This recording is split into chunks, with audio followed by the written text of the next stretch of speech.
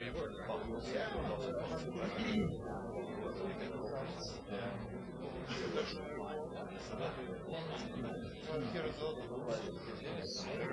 nice.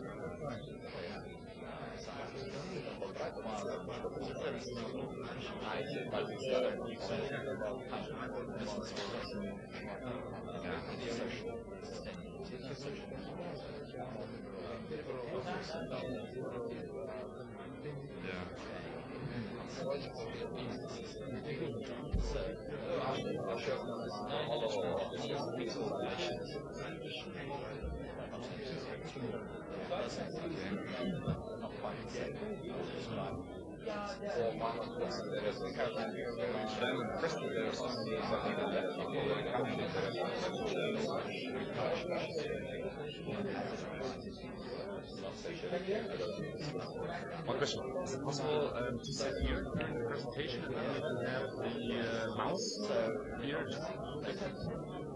Yeah, perfect. I think it's better to address it. But I can also see it on the screen. Yeah, so that's absolutely fine. Perfect. But I just thought I'd really like to come and talk about it to the foundation, just in terms of is this the kind of... So since when are you working on it?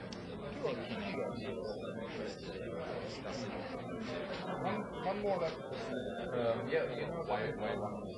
I didn't know that. Then national elections. But aren't you positive that you're going to win? Yes. Yeah, no, that's right. Yeah, of course. But it's okay. How's the situation for the party? You know, formally, there's a very different deal between the partners. Yes. Când o să spune? Ne jucăm Vegas? Yes, they have some critiques of that, which I think lies behind where the prices are now. They used to go back. All right, good. What I say is Very good. Because I think I think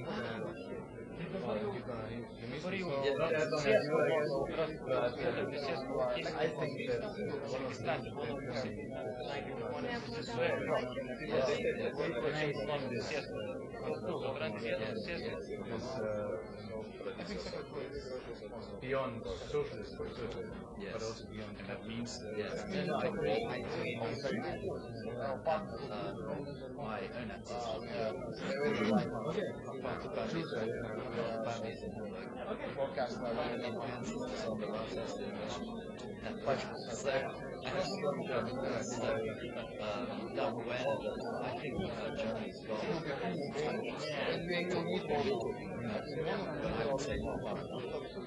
You always have to. But you'll hear the kind of ideas. I think Germany has lost track and quite some time. You know, Henry is that's a good question. Yeah, we're losing. We're doing actually bad in our regional elections. That's true. Yes. But the huge problem is Gal tai programa kokia nors gera pasiimti. Ai, rusiškai ne. So, A jūs turite ją? Ai, tai tada jūs seną turite, tai mašina va. Žiūrėkit, prasideda kaip ir Mes įsijėgėme. Čia Paulių pirmininkė, čia turbūt, ne? Paulių? Gerai. Taip, sėskit, tada gal į vidurį mūsų. Jūs čia. Ai, gerai. Apsukime pirmininkė. Apsukime pirmininkė, kad nieks nepagrobtų. Pasikeisti, kadangi giminės skirtingus, labai atsiprašau. Bet gal sveikinimo žodis tribūnos. Nežinau, kaip gražiai. Gerai, manau, gal ir gražiau. Būtų geriau. Aš pasakau du sakymus.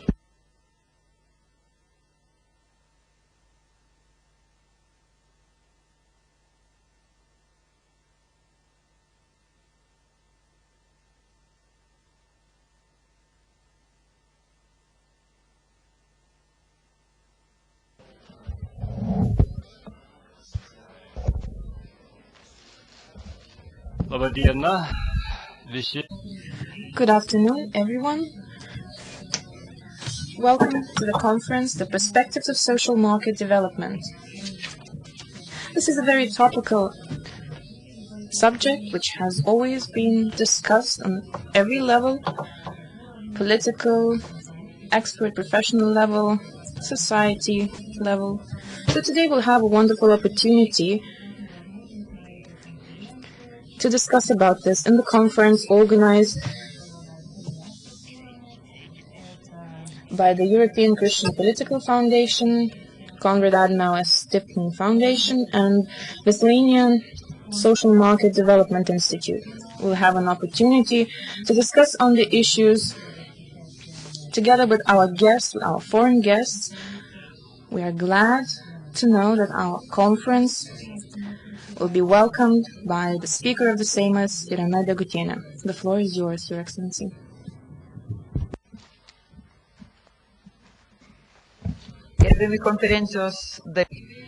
Dear participants of the conference, I welcome you all to this conference.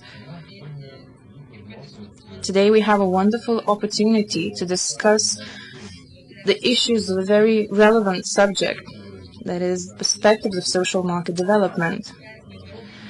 In society and among politicians, a number of discussions are taking place as to how solve market problems in a better way, what steps should be taken, and what values should be taken into consideration. And probably Lithuania, jumping from one model of economy, extreme one that was in Soviet times, started going towards another direction, but is probably still looking for its own way today.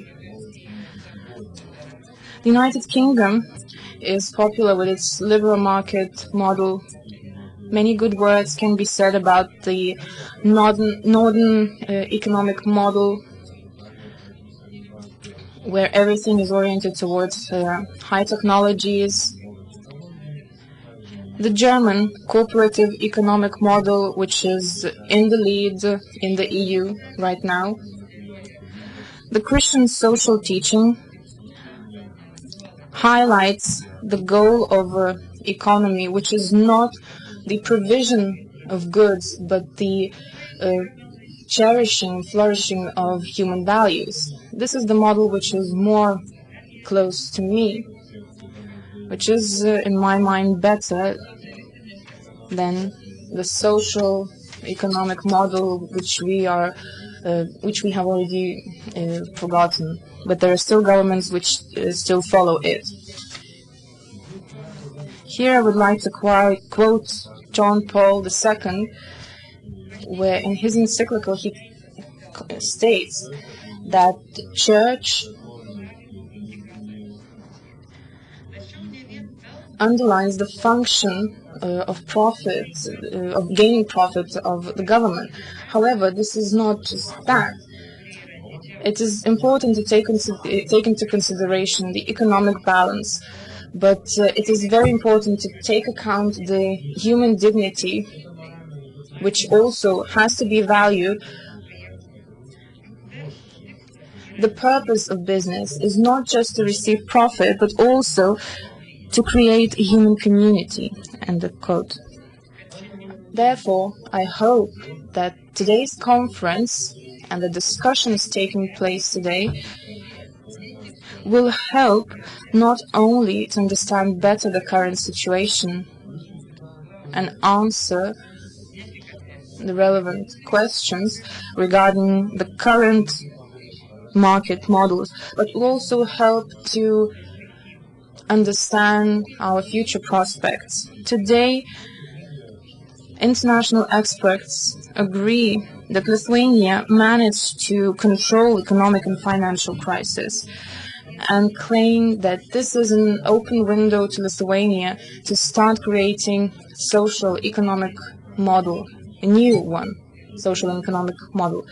So I welcome this conference, and I hope that everything that will be discussed today will be able to be observed on the internet as well, online. I'm very glad to know that this discussion will be heard by broader society, because today we have to assess the current situation and think about the future development prospects of Lithuania. I wish you all the best, interesting discussions, maybe even hot discussions, and hopefully we'll all benefit from them. Thank you.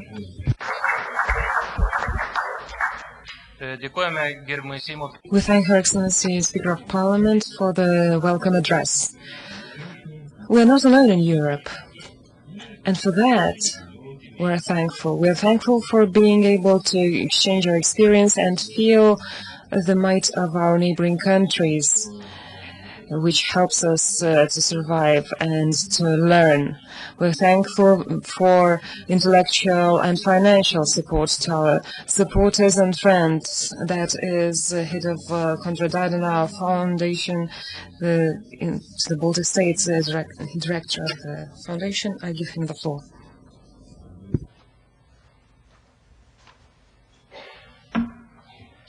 Thank you, Paulius, for the very nice introduction. Dear Excellency, ladies and gentlemen, today we write the September 9th, 2011, and I think you can't open a conference without mentioning the events of September 11, 2 days from now, 10 years ago, which certainly marked a shift in international politics. When we discussed 20 years ago whether the fall of the wall brought the end of history, latest at this point, 10 years ago, when the two airplanes crashed in the Twin Towers in New York and caused so many casualties, and all the events in the aftermath, showed us that the fall of the wall did not bring the end of history. But as I already said, it brought a shift in international politics.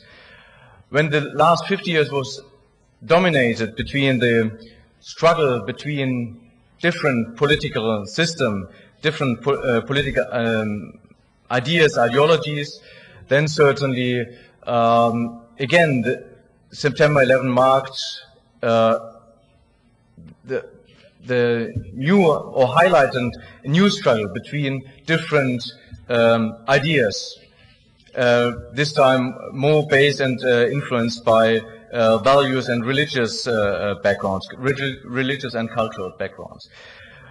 But is the free world really endangered by religious fundamentalism and terrorism?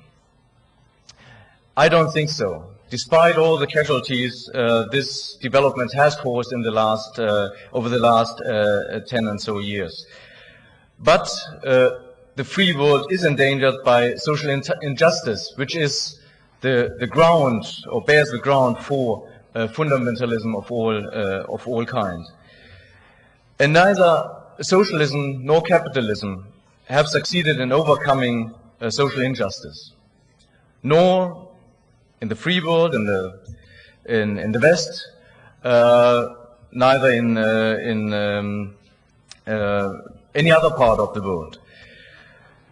What we see today is a failure, certainly, of socialist suppression in the Eastern Bloc, which we have learned until the disintegration of the Soviet bloc and the socialist bloc in the East some 20 years ago. But what we are seeing at the moment is also the failure of the laissez-faire capitalism, which was widely spread in the West. So we have to find, if we want to keep our welfare, if we want to keep our democratic world of today, we have to find solutions to this social injustice, which is not only widespread in the poorest countries, nations of the world, but also in the very heart of Europe. And I'm not only talking about Greece now or other countries, but I'm also talking about Germany, where the gap between the rich and the poor is widening at the very at this very date. We believe, as a Konrad Adenauer Foundation, one solution to the increasing gap between the poor and the rich lays in the concept of the social market economy, which was designed and promoted, established some 60 years ago by Ludwig Erhard, Müller am Mack, and finally by the government of Konrad Adenauer in 49. It was based on a fair trade between the social partners, between entrepreneurs, trade unions, those ones who are investing money, who are managing big companies, and who are doing the labor work in the companies. It was based on inclusion, but at the same time also on fair competition. And I think, and we're going to talk about and learn about more later in the discussion, that a big part of Germany's success story, also in the crisis, I have to underline, lays in the fundamentals of this concept of social market economy. It does not mean that we also have reached an end of history already. No, but this system gives us a good basis to improve our society and how we want to live together.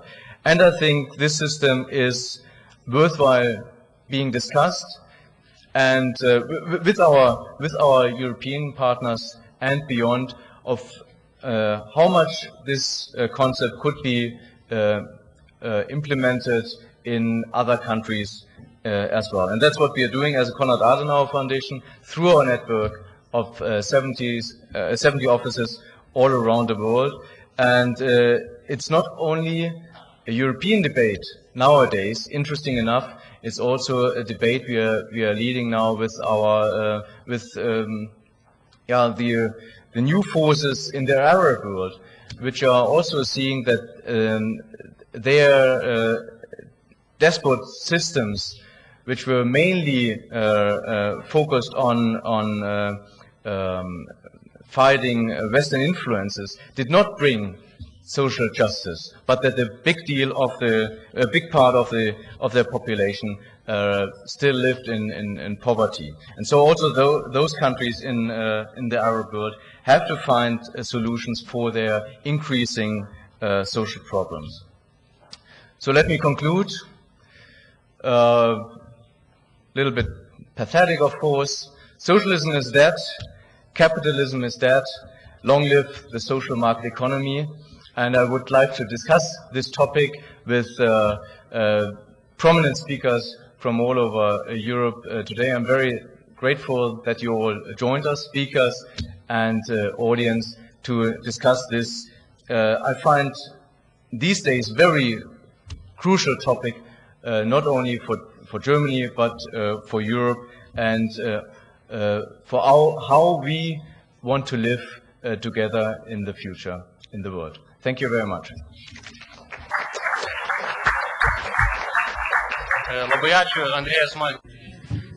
Thank you very much, Mr. Andreas Kling, for the very optimistic wishes. Without the help of another fund, the European Christian Political Foundation, we wouldn't have been able to organize this conference as well. So I would like to invite Mr. Benjamin Look, the representative of the European Christian Political Foundation, to say a few words. The floor is yours.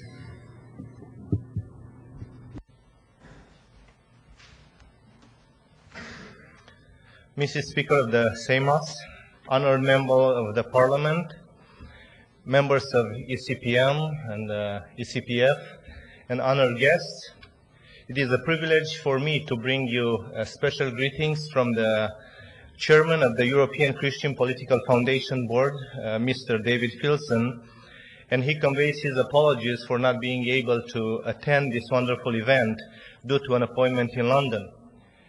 I also bring you greetings from Mr. Marius Dugulescu, a member of the Romanian Parliament and President of the Human Dignity Commission in the Romanian Parliament. It is my privilege to share some of our priorities with you as the ECPF, European Christian Political Foundation, at this conference. The great Lithuanian poet Maironis expressed his desire and wishes for Lithuania, and I believe for Europe, when he said this: "As our rivers cross the eternal strand, so shall our song resound in every land." And he continues saying, "May the Lord of grace defend this place where the bones of our ancestors lie. May thy powerful hand protect the land where thy children suffer and die." The European Christian Political Foundation, called ECPF, is an association that acts as the political foundation for the European Christian political movement known as ECPM. The ECPF supports and underpins the ECPM, especially in terms of political content, by European cooperation and the introduction of analysis, ideas, and policy opinions. The ECPF aims to be the platform which provides the link between developments at the European level and the national level, and also a meeting place for the various Christian think tanks and NGOs operating at European and national level. The ECPF plans to publish in-depth studies and actual policy statements. This event is meant to be a beginning of a great cooperation between politicians, businessmen, lawyers, educators, and the civil society, which all of these areas are well represented here. We want to bring the values to the place the values should be when we write legislation and enforce the law, when we elaborate strategies and implement strategies to develop economy, when we dialogue with our nationals and European fellows. The European Christian Political Foundation, represented here, it's committed to all of you to work together in the areas of ongoing fundamental study of a Christian perspective on politics, social aspects, and the development of the European Union. Studies in European and international law related to family issues, relations between church and state, civil and religious freedom. Research and expertise in other fields related to politics and social aspects in Europe. Organize and co-organize trainings, seminars, conferences to elaborate of policies and offering consultation to members and politicians, to collaborate with other foundations, as you see here, and the other institutes, academic circles, mass media, experts, and political cycles. The Bible says, "Where there is no leadership, the nation perish. But where the righteous leaders stand up, the nation flourishes." We want to bring practical solutions to the real issues of our days, and we want to be passionate about changing our nation and the world. We need to start with ourselves. We want to uphold values and quality. We want to promote unity and to communicate vision. Together, and only together, we can. Again, in the poem called Lithuania, Maironis said it in a prayer: "Shed still upon our home thy mercy light, and hear us, Lord, of everlasting might." Thank you.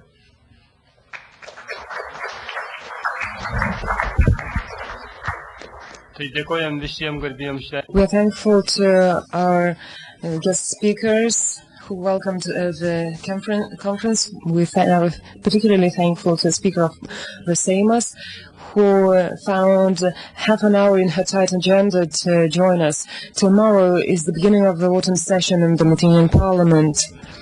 We also will commemorate the reestablishment of diplomatic relations between Lithuania and the countries. Therefore, we are especially thankful to the Speaker of the Seimas. Let us continue with the working part of our agenda. The pre-lunch part of the conference will concentrate on 3 keynote speakers who will make presentations, and later on we will have a coffee break. If you are willing to take part in the discussion after the coffee break, please let me know, give us a signal so that we know who are ready to take part in the discussion. I will now give the floor to the first speaker, guest speaker of the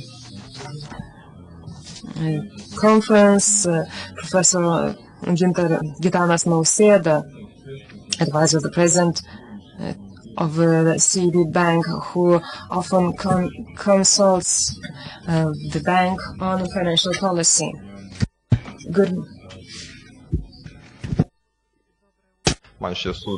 morning, ladies and gentlemen, participants of the conference. It is indeed a pleasure to speak on this issue, both in philosophical terms, and I will also cover the technical aspects which are being intensively discussed in Lithuania.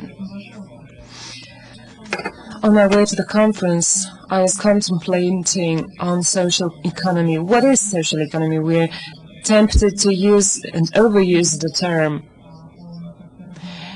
This is why it sometimes is difficult to differentiate this model from other economic and social models and economic and social terminology.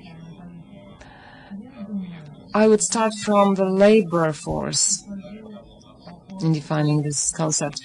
The theory of Karl Marx is important. He created a system which was alleged to be better than capitalism, but even this system for the labor force is a factor in production. But in the 21st century, the labor force is not just a factor in production. They are the basis of our society.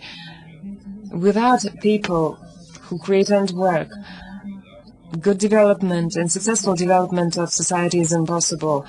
The faster we refuse the Euro-technocratic representation of the labor force, the easier we will find it creating social market economy. It is also a pleasure for me to note that apart from our local guest speakers, we have guests from Germany. I've studied in Germany for 2 years.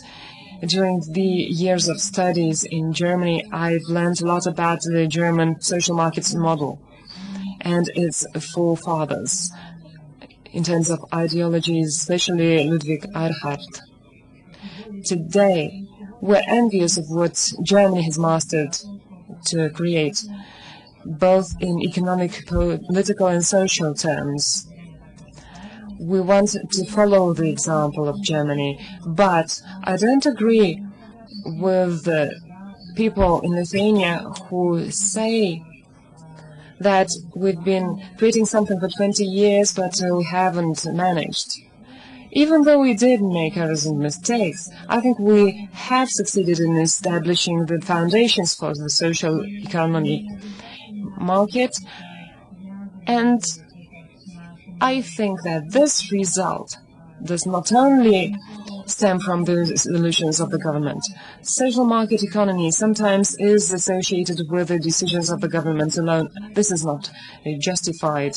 Millions micro decisions add up to the re-establishment of these foundations, both in households and in companies. As far as social market economy is concerned, I think about the responsibility of the state in front of its citizens, the responsibility of employers vis-à-vis the employees, and the responsibility of employees as well.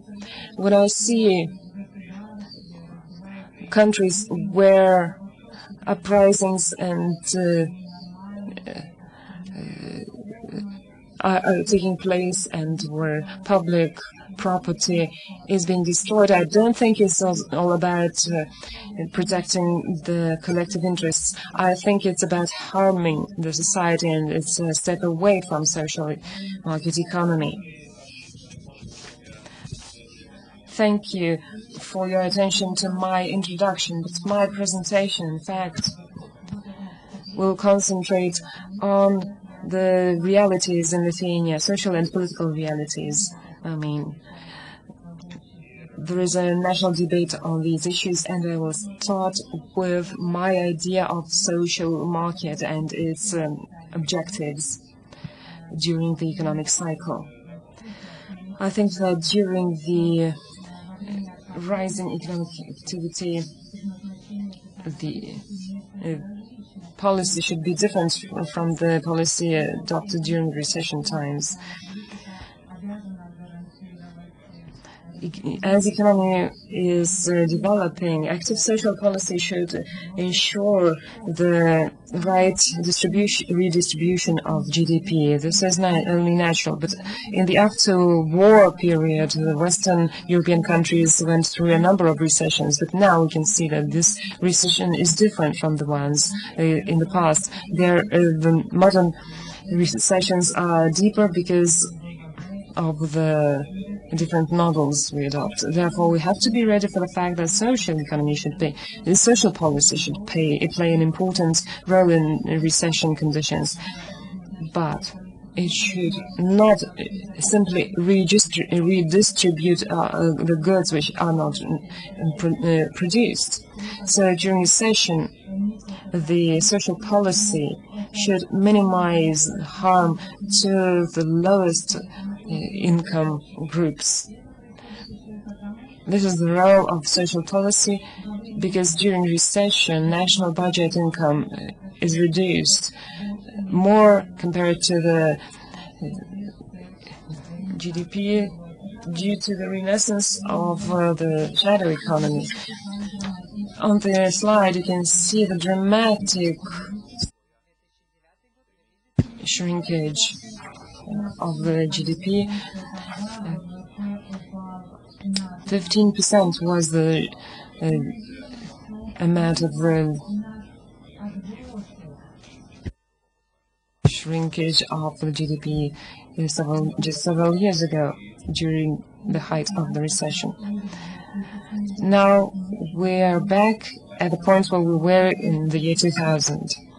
We can clearly see that under these conditions, we cannot speak about exceptional social policy. This wouldn't be sensible.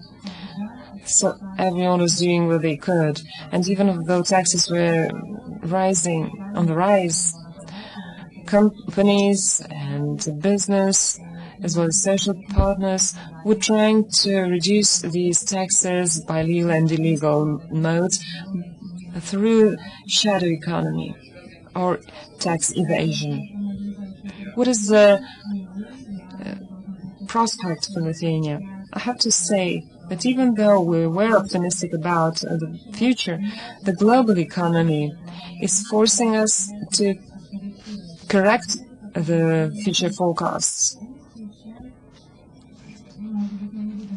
As far as 2012 to 2013 is concerned, we can't say that there will be high speed growth. This means some limitations for social economy and its changes. The key problem in Lithuanian social policy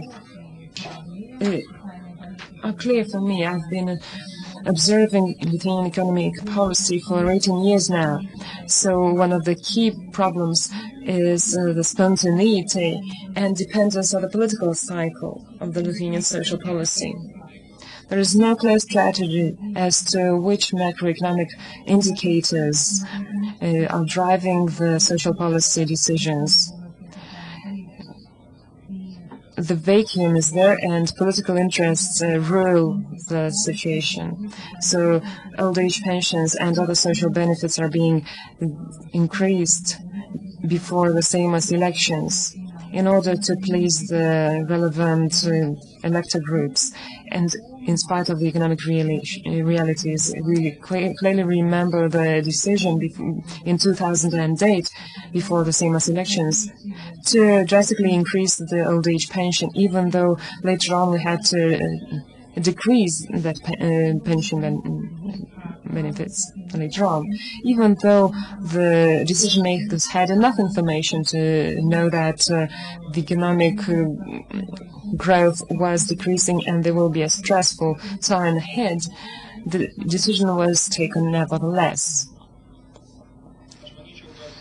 To my mind, social policy and its amorphous state is illustrated by the difference between the quintiles of the most income-getting people and the people who get the least amount of incomes. We compared the incomes of the 20% of people in Lithuania who have the highest incomes with the 20% of people who get the lowest incomes. As you can see, the differences are changing, but during the crisis,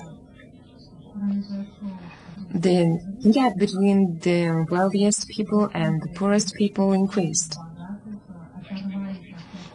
On the first approach to this situation, we might think that millionaires during the financial crisis should suffer more, both due to the financial investment,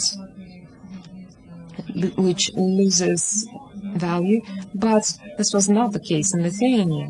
And apart from the social policy amorphous state, we can also see objective reasons for that. The reduction of pensions and the increasing unemployment led to the fact that the people who had work before the crisis situation lost their jobs. Unemployment benefits are very low in Lithuania compared to other EU countries. Besides, the number of the people on unemployment benefits is very high. This is an interesting slide which demonstrates the dynamics of the old age pension and prices. This also illustrates what I mentioned about the continuity of social policy. Whenever the economic situation is good, the old age pensions are in a good state, and the changes there are comparable to cost changes. But later on, during the inflation, the old age persons suffered most, because old age pensions decreased most, and were lagging far behind the inflation and the consumer prices indexes. It dropped down by 12%. There is a key decision made in Lithuania to re-establish the old age pensions in size to the previous size, but by 100% these levels will not be re-established.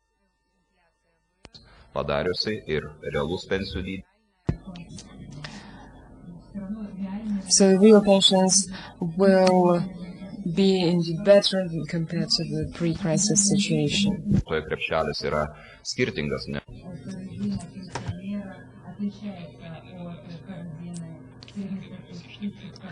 Energy resources, food products are among the goods that are mostly consumed, and their prices have been increasing for the past few years mostly. Therefore, in order to reduce the possibility of discrete and visible political decisions, it is best to come back to the indexation of social benefits. And therefore indexation should take place even in slower economic growth times. In the years 2007, 2008, there was a slower in decrease of economy, and certain governmental decisions could have been ensure the stabilization of the situation. Why is the indexation so unpopular? I believe this is mostly related to political decisions. The government is interested in maintaining the decision-making in its own hands. Meanwhile, certain mechanical instruments limit that freedom. An example could be given from fiscal policy, monetary policy. Instead of having a central bank together with all the political means that the central bank could use, a different decision was made. Hopefully, currency council will no longer exist here in our country, because this model was not very successful. Speaking about social benefits and their indexation, here we have to speak about certain concessions. Because without taking into account certain conditions, a certain danger would be presented to social insurance company, Sodra. And for example, in the times of crisis, social indexation should be suspended. Such indexation would not mean that it would be oriented towards inflation. This can be done with, under certain decisions of the government if there is a certain financial situation in place. Of course, we should not believe that social benefit indexation of 100% is possible. First of all, in order to index social benefits, consumer prices index is used. But in this case, we should not overestimate the real inflation.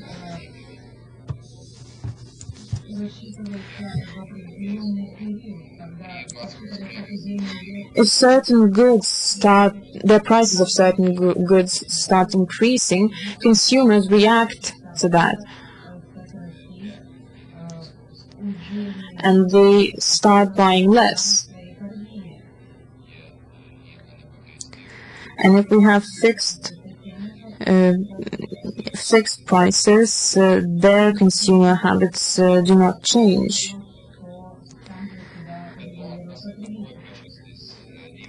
Secondly, it is impossible to avoid consequences of the rise of prices of energy resources to purchasing power, because here we are dependent from other conditions, from other countries, from the change of oil prices or gas prices.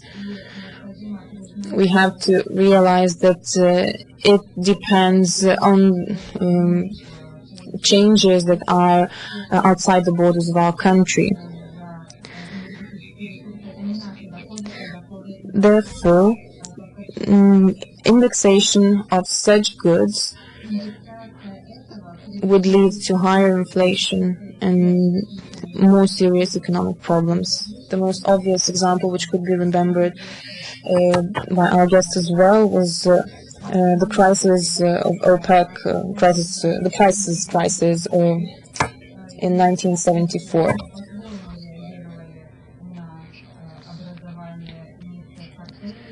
When the oil prices doubled and politicians tried to increase the income in those countries which were mostly damaged by that crisis. But in many countries, inflation nearly doubled.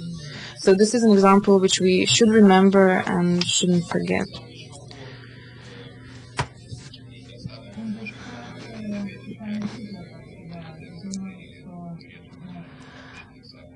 I believe we should eliminate the indexation of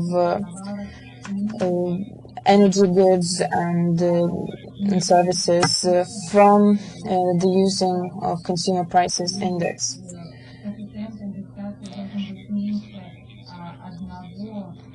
And we should prevent the possibility of indexation going backwards, which could happen in the case of deflation.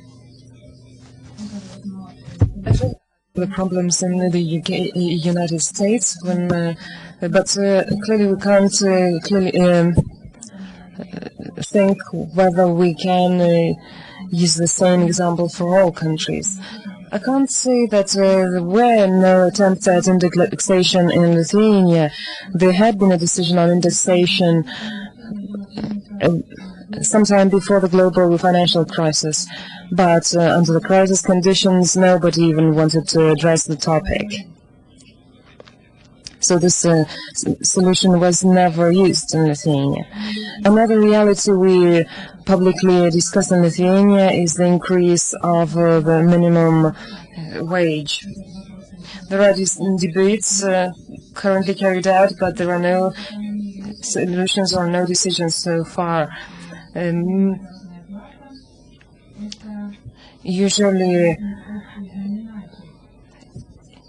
it's normal to think about the minimum wage for unhealthy companies. Why don't we index the minimum wage, the monthly salary, I mean, just as we do index the social benefits? Well, I think we have to be careful about that because minimum wage relates to labor market processes, and if we automatically index that, we will not be successful because the company's financial success does not correlate with indexation.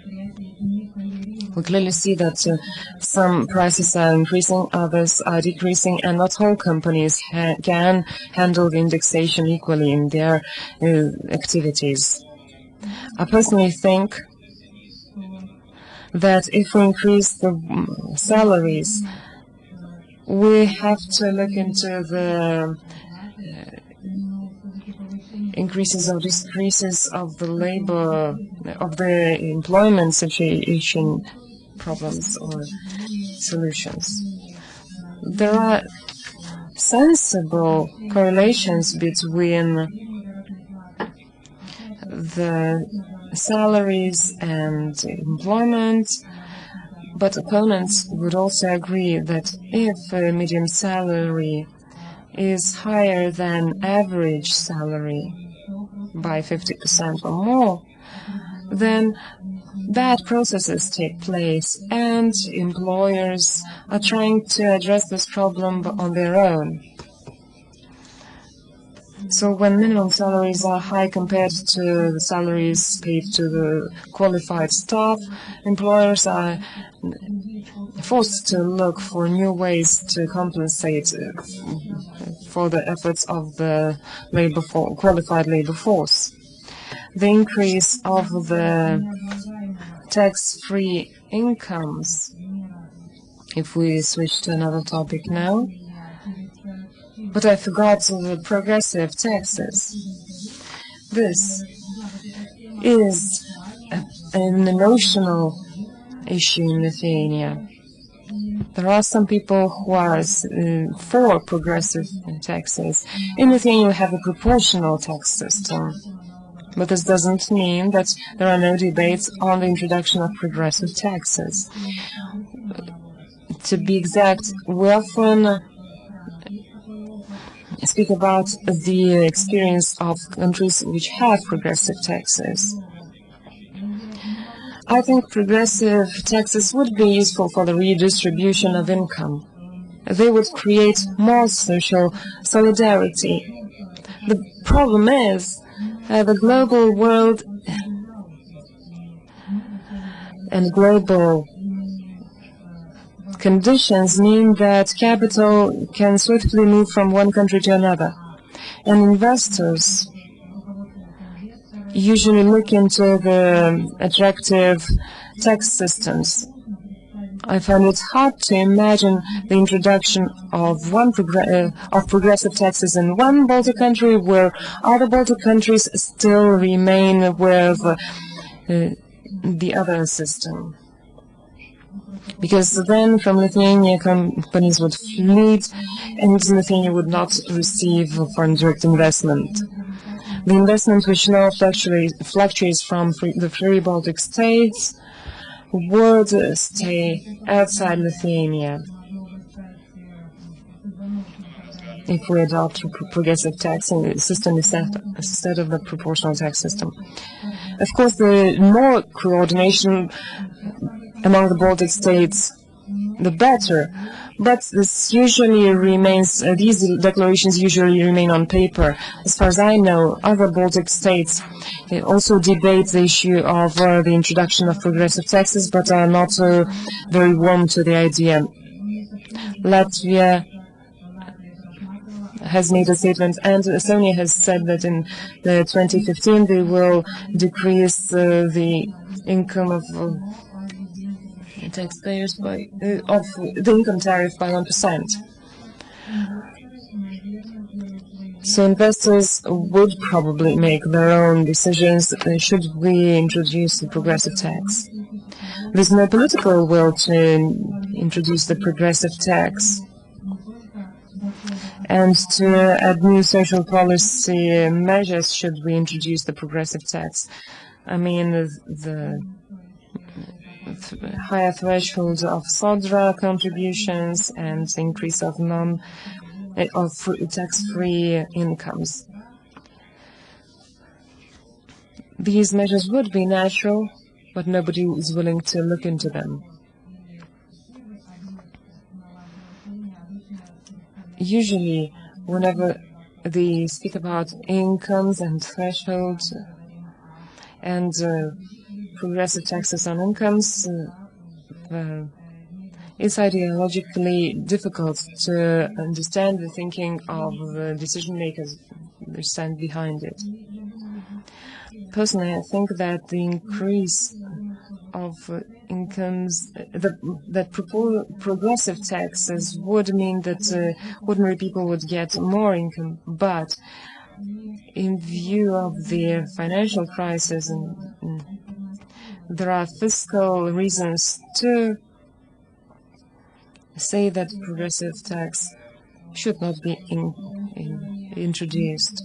There are alternatives to ensure more progress in our tax system, and this is one more reality which is being debated on a yearly basis. The real tax, real estate tax is not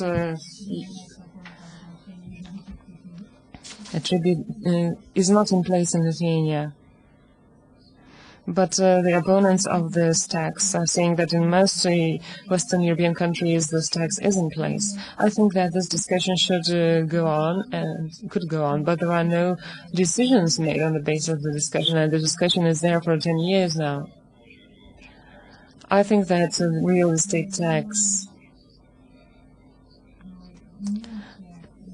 doesn't influence very highly the decisions of the direct investment on direct investment into Lithuania. I don't think this would spoil the image of Lithuania as an attractive country for investment. But we should establish a minimum for the real estate tax. Otherwise, this tax would be globally implemented to all people in Lithuania and not selectively to those who have more land. And this would not be progressive. This would not be a far-looking solution.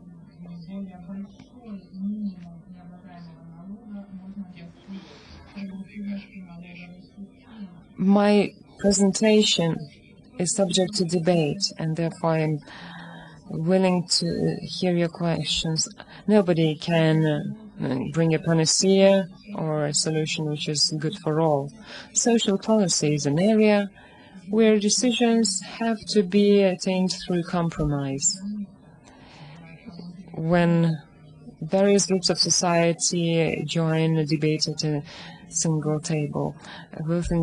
We mean the government representatives, social partners, labor force. And I wish these debates are more constructive than the ones we had in the past. Thank you. Thank you very much to Mr. Gitanas Nausėda. You definitely touched upon very relevant topics. And it was very topical to speak on certain features showing that social economy should be developed in the state. But can we speak of social economy perspectives in the present day policy? This is the question that should be answered by us politicians. And this is probably not the object of today's conference. In the beginning, we thought that we should have a possibility to ask questions to the speaker right after the speech, but perhaps let's leave the questions for the discussion session, because we're running out of time right now. So let me present the next speaker, which will present his academic viewpoint towards the topic of the conference.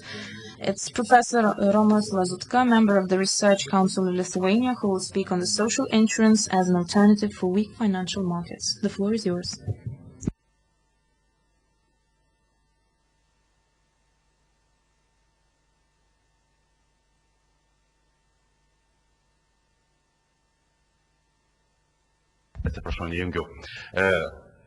I'm sorry, I forgot to turn on the mic. I will speak on the issues I teach to my students, but I will not avoid speaking on banks as well, because their market is very important. Combining it with government actions in order to protect people when they lose income. I will speak on social insurance as an alternative for weak financial markets. I will explain later on why I call them weak financial markets. Social insurance is one of the key social market elements. Social economy is characterized by certain characters, such as macroeconomic policy, which combines economic growth with inflation and unemployment limitation.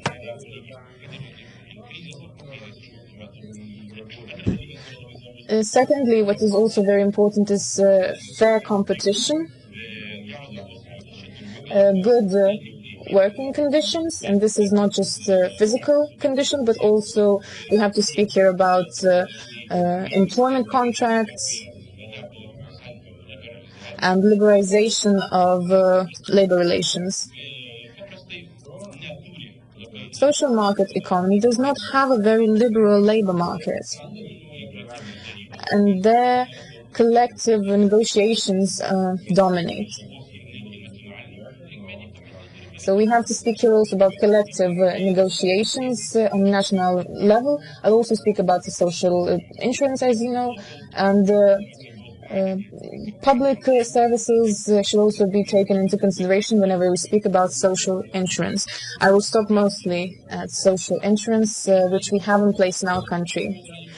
What is the function of the social insurance? This is, of course, to provide people with income whenever they're incapable of earning one, or where they do not have sufficient income.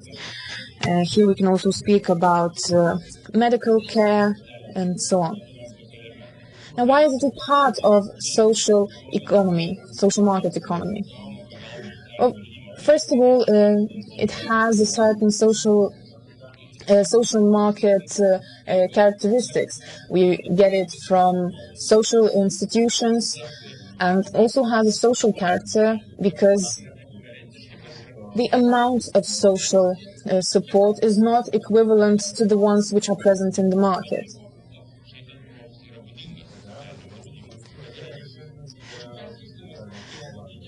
But what is common is among social insurance rules is that redistribution exists. How does social insurance dominate around the world? Out of 130 countries, the information of which the International Labour Organization has, 81 of them have information on social insurance, where social insurance is in place. There they have equivalence and redistribution in place as well when it comes to social insurance. In Europe, social insurance dominates more, mostly in Germany, Netherlands, and other countries. There, contributions to social insurance reach up to 20–25%. In other countries, the percentage is smaller. But if we take into consideration the costs of social insurance, we can see that contributions are rather high. Social insurance includes all social risks which are present in current societies. We can have 10 of those risks. All of them except nursing insurance are in place here in Lithuania. We can speak about social insurance for children, children care.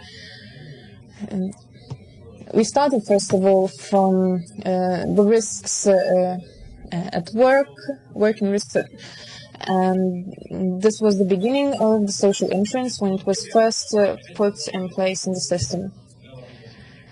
Unfortunately, in Lithuania, we don't trust very much social insurance. In Lithuania, it is being associated with Sodra, the National Social Insurance Institution.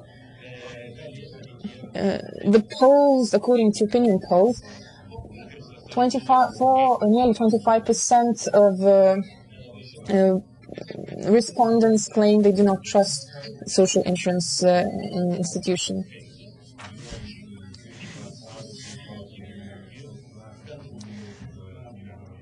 Here you can see the diagram of average pension ratio in relation to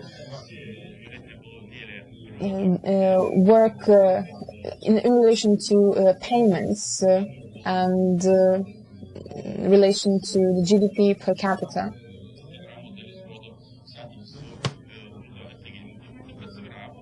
You can see certain fluctuations in this proportion, but I believe the fluctuations were not negative.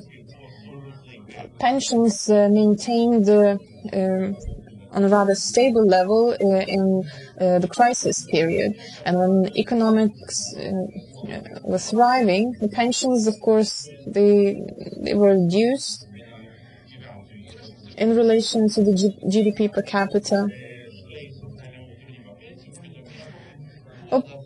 It was said that pensions, social insurance contributions were rather high during crisis. But when we estimate the ratio of pensions and social insurance contributions in relation to GDP per capita, we can see that this is not exactly true. It is reasonable that the level of pensions is maintained stable in crisis period, because for those people who need them, they would find it more difficult to live on low income. Even 1 litas to them matters. So on the one hand, social insurance is not very much trusted in Lithuania, but then on the other hand, there aren't many arguments as to why social insurance is a negative thing. There is an argument that pensions are rather small size. It is rather true, but then on the other hand, the amount can be increased. We can increase them by increasing their financing.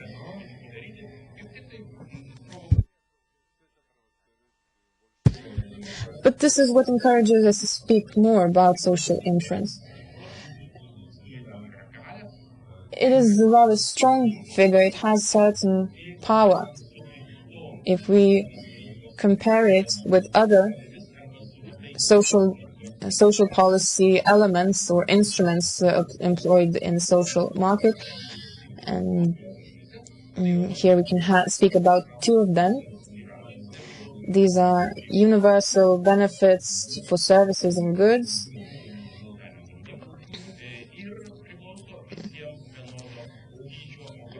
which are of the same amount to everyone. Well, like for example, everyone who needs appendix operation will receive a social benefit for that of the same amount.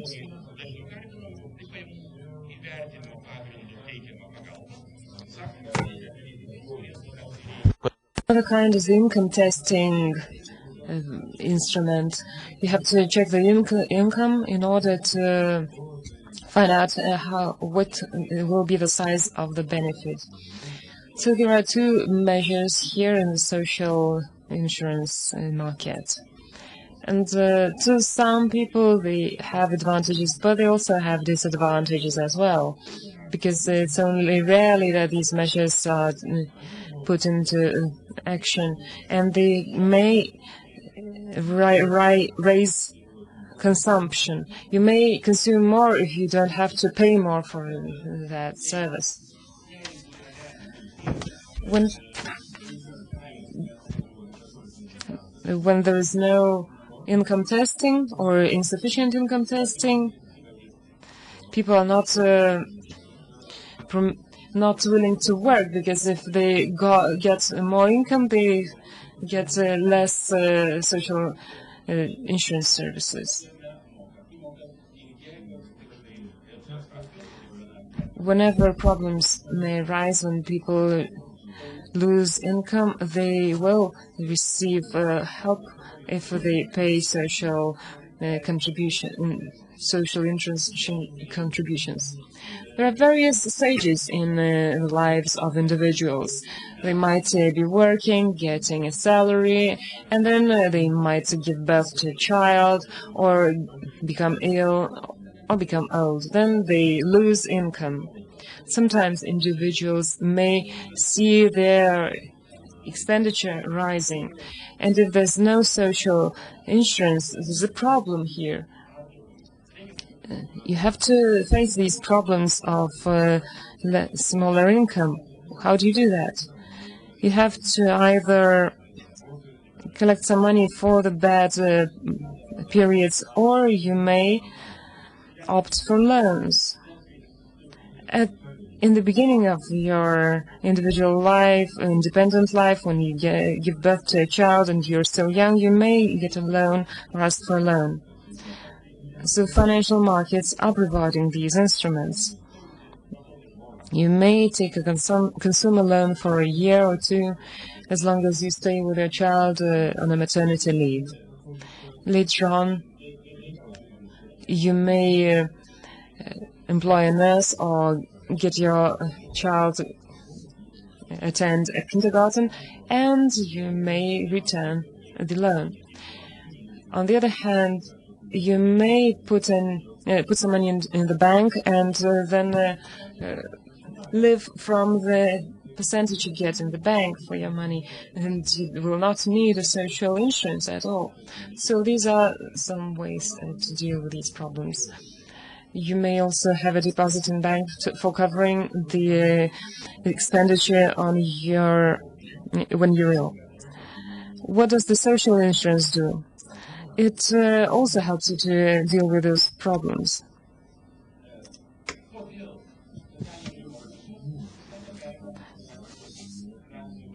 Financial service market does not take over all of the functions of social insurance. They are not successful in doing that. You can't even imagine that 81% of the countries out of the 132 I've mentioned at the beginning of my presentation are erring or making a mistake, and that they are thinking that social insurance services can be covered by financial services. No.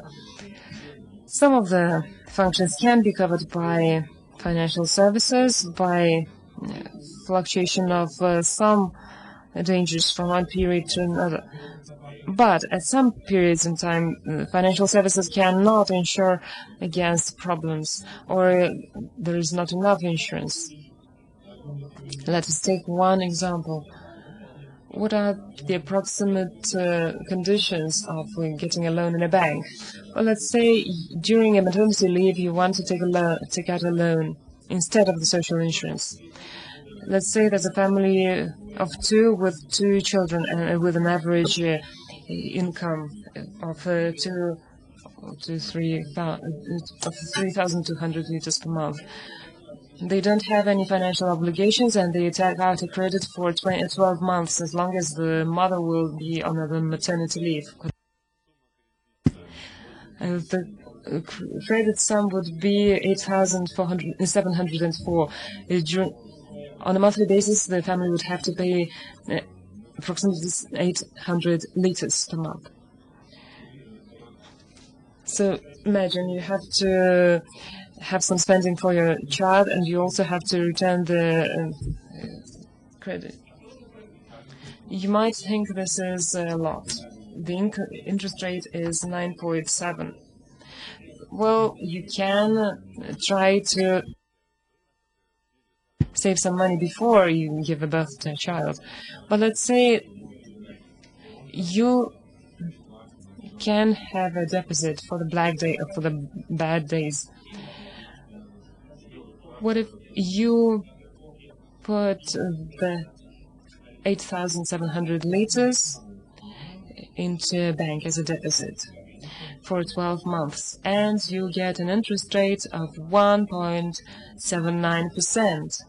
You had to pay 9.7% of interest rate when you took a credit, and here you get 1.79. So this is a huge difference. This is a short-term deposit, and so for an 1-year deposit, you will have 1.79 interest rate. Let's say a person has a deposit in a bank. There's a forecast inflation of 4%. He will not even get 2% of interest rate. Shadow economy will be on the rise. Economy will be growing as well.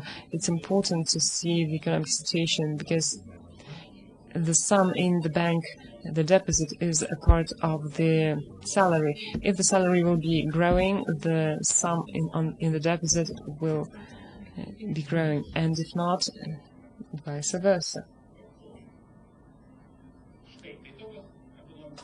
So these are the prospects of the economy, and these are the interest rates. The interest rates can be also used when you take a deposit, a loan.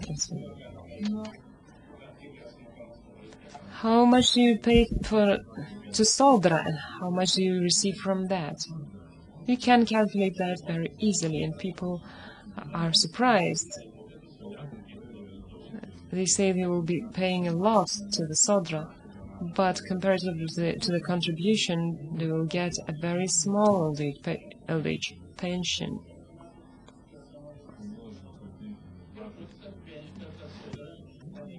This might lead you to the decision that Sodra lost your money compared to what bank pays.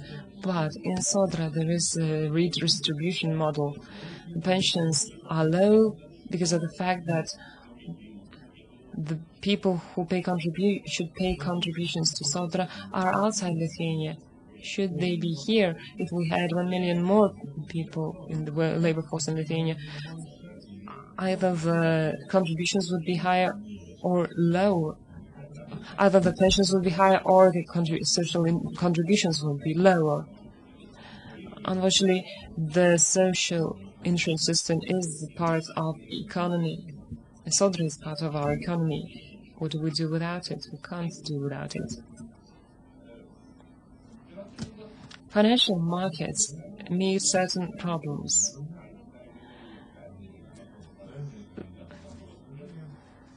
The services they offer might seem too expensive. We also have to insure against the future. You might be saving for the old age and you might die young. What happens to the money you've saved? Let's say during your time when you were part of the labor force, you were limiting your consumption, but if you get ill, what happens then? It's very useful to reduce the risk,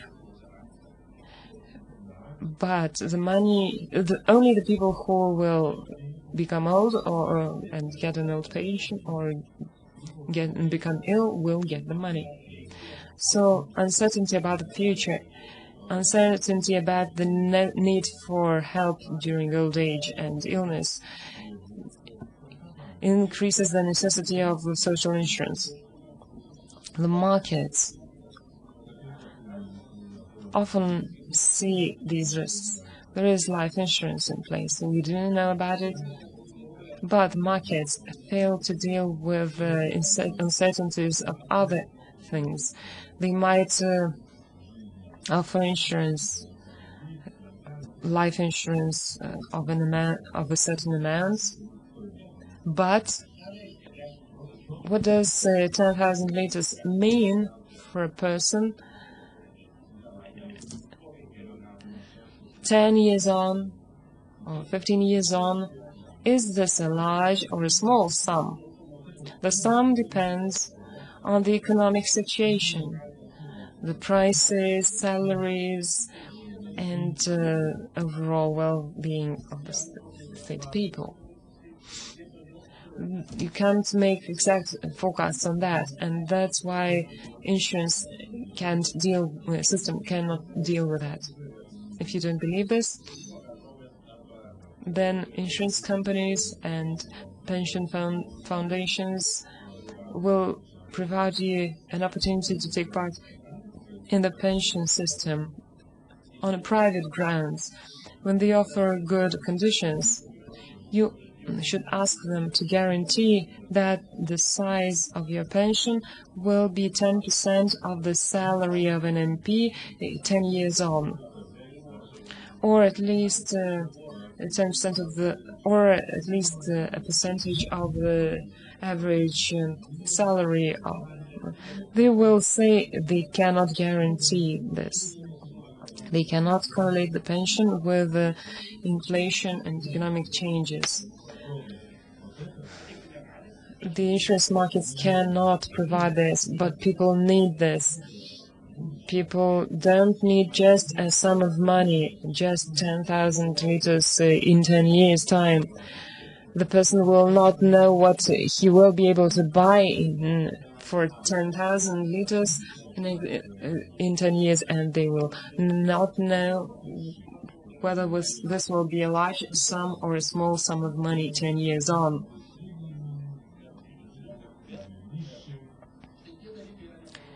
So you can't forecast that, and this is why financial markets are not operational in that area.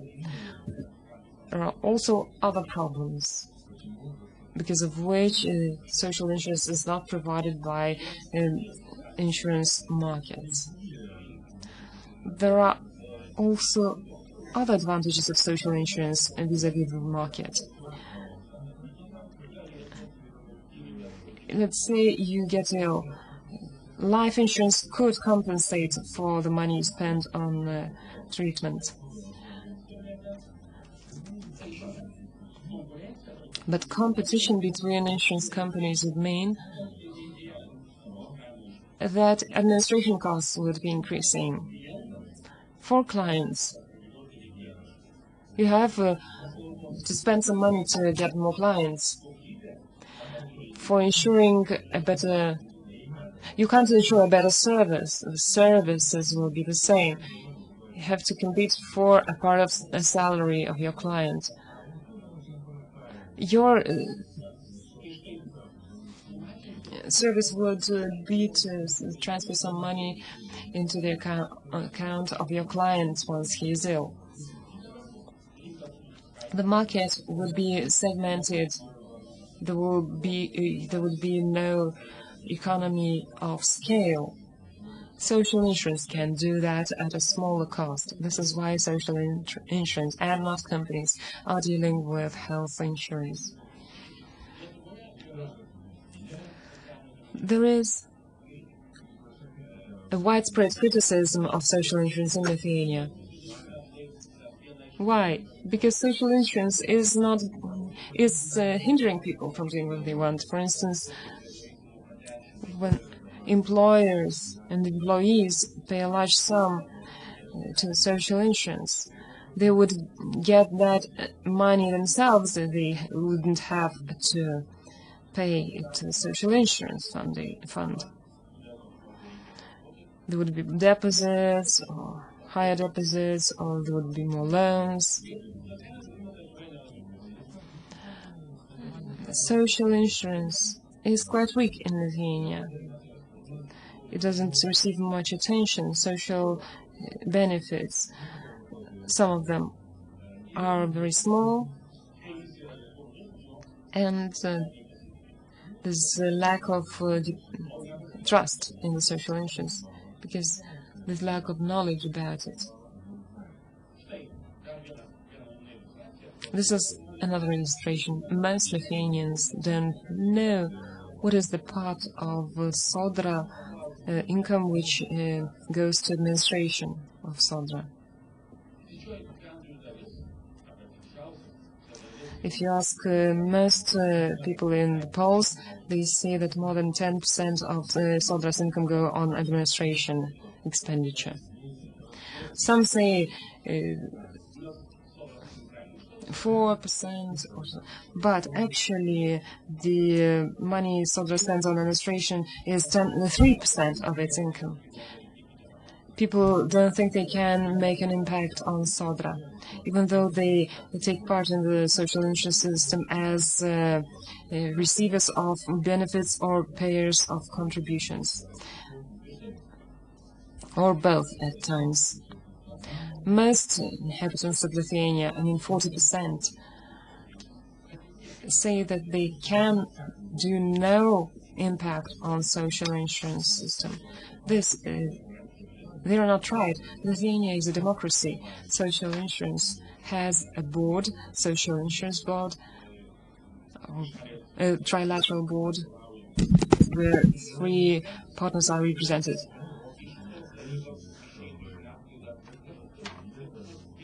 We've never heard about any problems in the trilateral council or trilateral board. We've never heard about any problems in the trade unions representatives in the trilateral board. This is due to the problems of our social democratic model.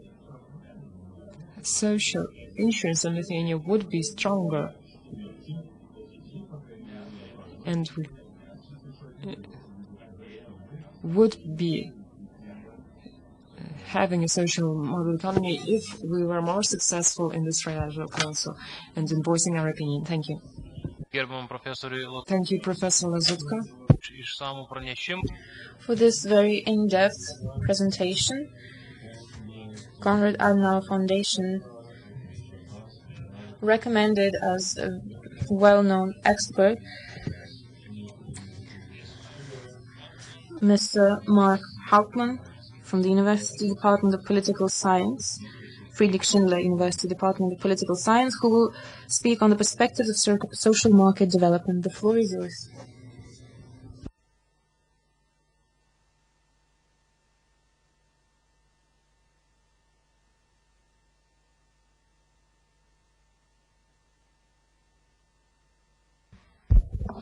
Thank you, Mr. Chairman, for the opening remarks, and also I want to emphasize that I'm great to be here at this conference, thanking the Konrad Adenauer Foundation and Mr. Andreas Klein, because I strongly believe that right now we have a struggle among the economic systems. If you look into the United States, you can see the financial crisis and a huge debt problem in the United States. If you look at the European Union, we also face huge problems with the current euro crisis. So for us, and I think this was also the key for the Konrad Adenauer Foundation, the question is, and Andreas Klein already mentioned that before, if you have an economic system that failed over 20 years ago, and you also have an economic system that might fail right now, the question is there an alternative where you have an economic system that is not to the far left or to the far right, but it's more centered in the middle, trying to combine the positive elements of both. And this is the social market economy, and this is also part of my presentation today when I want to talk about the perspectives of social market development. And the agenda for my presentation today is that I first want to talk about fundamentals of social market economy. Dr. Nuseda already mentioned when he studied in Germany, he heard the name of Ludwig Erhard and how he founded the social market economy. I then want to concentrate about one specific item of social market economy, and this is social partnership. And then I think it is worth looking at a practical approach, how Germany got through this economic crisis, the recent crisis, and what kind of elements of the social market economy were quite useful or were not quite useful. And I want to close with an outlook looking at the future challenges we are facing in a couple of years. So first, about the fundamentals of social market economy. It was already mentioned by Mr. Klein that after World War II, Ludwig Erhard, who was the Minister for the Economy, invented somehow a new economic system on the political stage. But also there was a theoretical approach behind that system, and this is the social market economy, going back to the founding fathers of Müller-Armack and so on. And this was responsible for the German called Wirtschaftswunder. And this is the best way to translate it is probably the economic miracle that happened in Germany after World War II, when we had dynamic growth rates, declining unemployment rates, and a stable level of prices and increased real wages for workers. But just the fact that I already mentioned, there's a difference between the social market economy as a term for a theoretical concept and one that is used for the economic system in Germany after World War II. So if you look at the social market economy, you can see that what makes the social market economy so attractive as an only pragmatic alternative to the free market liberalism is that it tries to combine economic order on the one hand and social order on the other hand. And it aims to achieve a synthesis between efficient and equity by combining the efficiency gains of the free market economy with also publicly introduced social balance. And this dynamical concept, which can be adapted to political and economic changes, has huge benefits for the German state, I believe, for the last 60 years, if you look to our history.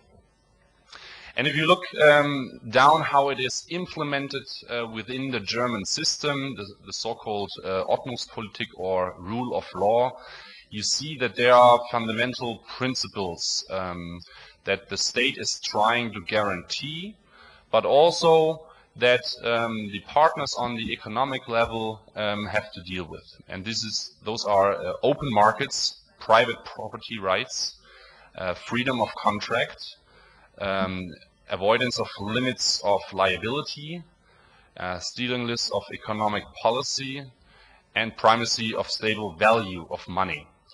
And here the state tries to stay out as far as possible, because we strongly believe the state is not the better entrepreneur. The state is not the better businessman, but the state still has quite an important function, trying to guarantee the rule of law, how the social market economy is implemented on the ground. And the provisions of the social order are oriented towards the needs of society's members, and also attempt to provide equal opportunities for each individual and the society. And there are main components. And the first one is a tax system that is based on progressive income tax that forces people with higher incomes to finance a bigger share of public expenditures.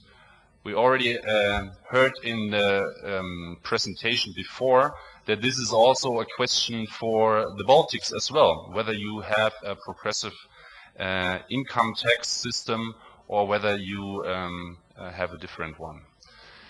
The second component is a system of social security, protecting against the risks of unemployment, diseases, and aging. And here the state basically jumps in, providing most of those social guarantees that individuals for themselves wouldn't be able to organize for 100% by themselves. Well, to be honest and to be quite frank, this is changing in Germany as well, where we have an approach where the individual is asked to do more for their, for example, retirement income, and to put more savings to the bank deposits, and to have higher saving rates, because the state won't be able to guarantee high retirement funds, for example, any longer. So here you can also see some changes within Germany. Another component are the labor unions and employers associations.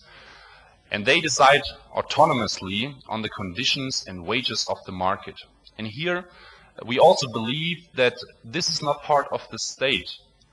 Here the labor unions and the employers associations have the opportunity to decide the right wages, but also, for example, working hours in companies on the ground of the businesses, and right around the people who are actually working in the companies. So the state here again is not the better partner to negotiate those conditions.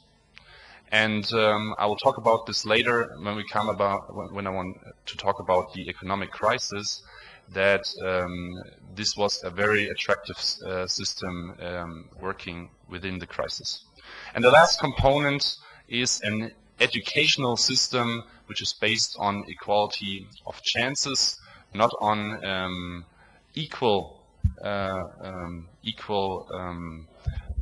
partners, but equality of chances. This is also something where the Adenauer Foundation, and as well as the Christian Democratic Union in Germany, puts an emphasis on. So in the conclusion, the social market economy is based on the following three main pillars. First, the protection of the individual's freedom and independence in the face of arbitrary actions by the state. Second, the safeguard of free market rule. And for example, this is about competition, private property rights, free pricing, contract freedom, warranty systems, controls against monopolies and power abuses, free international trade, and monetary stability. And this is basically the role of the state. And the third pillar is the guarantee of the principles of solidarity and subsidiarity with respect to the safeguard of social peace.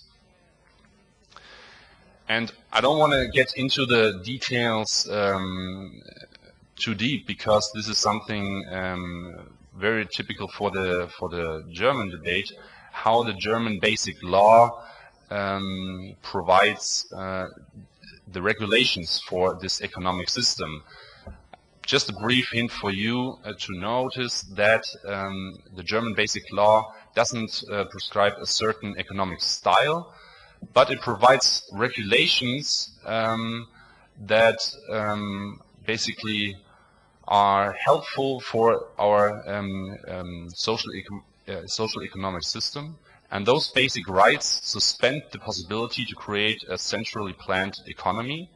But on the other hand, there are regulations which eliminate the possibility to establish a free market economy like the United States. So here you can basically see that the German basic law actually wants to have a more centered economic system, which is not a social system on the far left, neither a pure capitalistic system on the far right. It tries to integrate positive elements within the basic law system. And here you can again see the social market. Čia matote socialinės rinkos ekonomikos pagrindinius. For a European Union today, this means the European Central Bank. Well, we can discuss in the discussion later whether this is still true, whether it is an independent central bank, or how those values changed during the last financial crisis with the ECB buying debts from Greece and other countries, for example. The second pillar is the competition regulations, for example, the law against restraints on competition. And the third pillar, very important, is the social order, the social security system, tax progression, and industrial safety regulations. So now I want to talk about one specific item, as you may call it, of the social market economy, which is the social partnership. And in Germany, social market economy is founded on the principle that the government, the population, and the private sector, so three elements, should work together to guarantee benefits and safety for all. And this is achieved basically by a dialogue between the social partners, meaning the trade unions on the one side and the employers association on the other side. And it is important to put an emphasis on that here you can find institutionalized conflict management. And subsidiarity, a principle well known for the German system and especially for the Christian Democratic Party, but also which is implemented in the Treaty of Lisbon now on the European level. Here you can see that you have an institutionalized conflict management that is working directly where it affects people the most, and where you don't have a state or a higher authority trying to put pressure from top to bottom when it comes to working hours or wages or working regulations, for example. And one result for Germany is that we have, compared with other European Union member states, the lowest strikes and the lowest cancellation of working hours. So to sum up, social partnership basically means social peace within the society, where the conflicts are tried to be resolved on the ground level within the companies among those social partners. And here you can also see it is a win-win situation for all the members of this contract. It is a win situation for employees, because It benefits them with secure working and living conditions, participation of the company's profits. For example, if the company makes more profits in a good economic situation, also employees have the possibility to profit from that as well. It also is a win situation for the companies because it sets a standard of wages and working hours. It sets a stable wage structures, and better economical planning is also possible. And it also enforces a cooperation with the workers. So here you don't have the employees and companies on the one hand fighting conflicts with their own employees, but you have more like a collective system of cooperation between workers and the companies. And for the state, it is also a win-win situation because, like I mentioned before, it is a system close to the people. The principle of subsidiarity introduced now to the European level with the Treaty of Lisbon is a key element for the state as well. So the German system chose this system of collective negotiated solutions in favor of the state and free market and the working alliance negotiations. And if you look at the financial crisis, you can see that there's a renaissance of the system of social partnership right during this financial crisis between 2008 and 2011. And I believe the social partnership was one key element why Germany got through the crisis quite smoothly compared with other countries in Germany or worldwide. And this is because it's a very flexible very flexible system with collective labor contracts that were made between the social partners and increased the possibilities to adjust the wage settlement to the needs of the companies and the economy. And during a financial crisis, of course, this meant that the companies, of course, had an interest to have low wage increases or no wage increases at all, but also to have the opportunity to keep their skilled workers, to keep flexible contracts, allowing them to keep skilled workers as a part of human capital. For the trade unions, it meant that their main goal was to secure the employment force, and this can also be seen that the unemployment rate during the crisis was not going up as in other crises before. And all those facts basically meant a competitive advantage for the companies because Germany, as you may know, is highly integrated in the export market within the EU, but also worldwide. And to have social tariffs that are quite flexible for the needs of companies which are having a hard time during the crisis also meant that those were quite strong advantages for the companies when they were getting out of the crisis quite smoothly.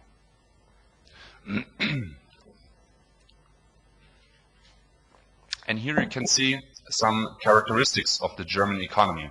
I already talked about the first one, that Germany is an open economy with an export share of about 47% of its GDP. This is a figure from 2009. Within the private sector, you have small and medium-sized firms, often family firms, which play an important role. Usually, if you look to German companies, you only see the big corporations, but what people don't realize is that behind the big corporations, there are so many other small and medium-sized companies that are much more important for the functioning of our economic system than the big players by themselves. The German system provides a social security for healthcare. I already talked about that. corporate governance with co-determination of employees and trade unions in the boards and in workers' council plays an important role. The government has a strong impact on the German economy, and you can see that because half of the GDP passes through some sort of government channels. And historically, and this was before the crisis, banks, not equity markets, have been major players in corporate governance. Well, we can also discuss about this later, because I think it changed through the crisis as well. I now want to talk about a practical approach, how Germany actually got through the crisis. And this might be interesting when you can compare it with other states. Before the crisis that was hitting basically all the industrialized world in the last 3 years, Germany had huge domestic structural problems within the 90s. We had inflexible working regulations. We had, after the German unification, a high unemployment rate, especially in the former eastern part, but not only there, also in the western part. We had high taxes and a high social security contribution ratio, which was directly linked to the income tax. And this meant German companies were not as competitive as other companies. And it was the so-called Agenda 2010, where the coalition of the Social Democrats and the Green Party between 2003 and 2005 made the largest cuts into the German system of social security since World War II. Well, I don't want to justify that the strongest cuts into the social system are the best way to go through a crisis. But I want to put an emphasis on that those were important structural reforms needed, and they helped us to get through the crisis later on. So it was some sort of a blessing that we did some of those hard reforms already before the crisis, because now many European states talk about those reforms after the crisis or during the crisis. And to give you some sort of example, what kind of reforms we had been taken. Tax cuts, such as 25% reduction in the basic rate of the income tax, big cuts in the cost absorption for medical treatment, drastic cuts in the pension benefits and unemployment benefits alike. And beginning in 2005, we could see that the unemployment figures have been falling, and in May 2007, unemployment was 3.8 million people.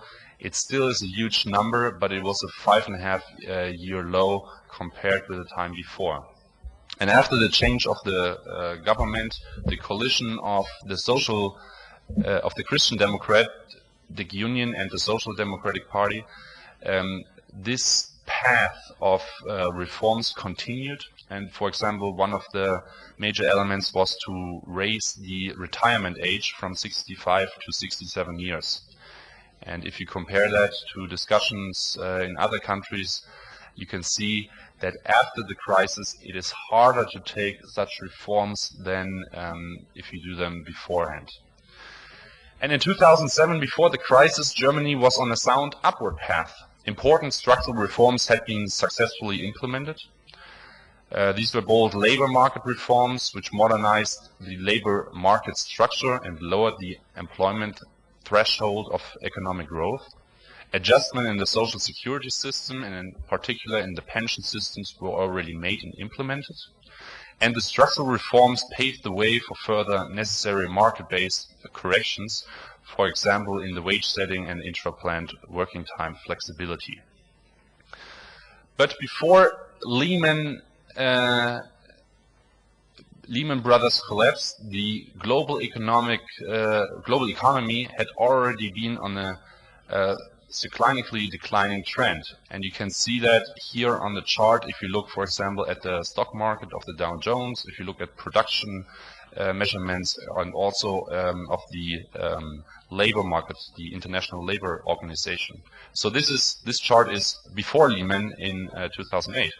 And here is what happened after the Lehman shock. It basically accelerated the worsening. So this was a huge step in decline of the economic situation, not only in the US, but as you know, for the EU as well. So during the crisis, it's always a time for superlatives, it's time for panic, basically on the ground. And I bet not only in Germany, but also in Lithuania and other countries, you could see headlines like downturn, credit crunch, the crash, financial crisis, and so on. I put a German headline in there: financial crisis is about to cost $2,200 billion.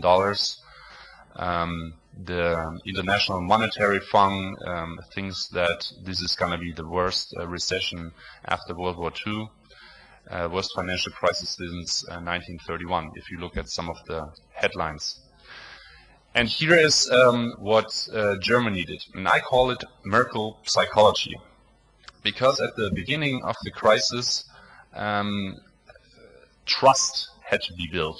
And this was more a psychological effect rather than an economic fact that you can measure with figures. So the priority was to build up trust within the society as well as the financial market and their institutions. And what Chancellor Merkel and her Secretary of Finance, Mr. Steinbrück, did was they guaranteed the bank savings. And they did that because we could see in Germany that people were going to the banks and trying to take out huge amounts of cash from their deposits. And if you look at the bank system in the United Kingdom, I think there were also banks where people were standing in lines before the banks trying to get out the cash because there was a missing trust in those institutions. So trust had to build up at first.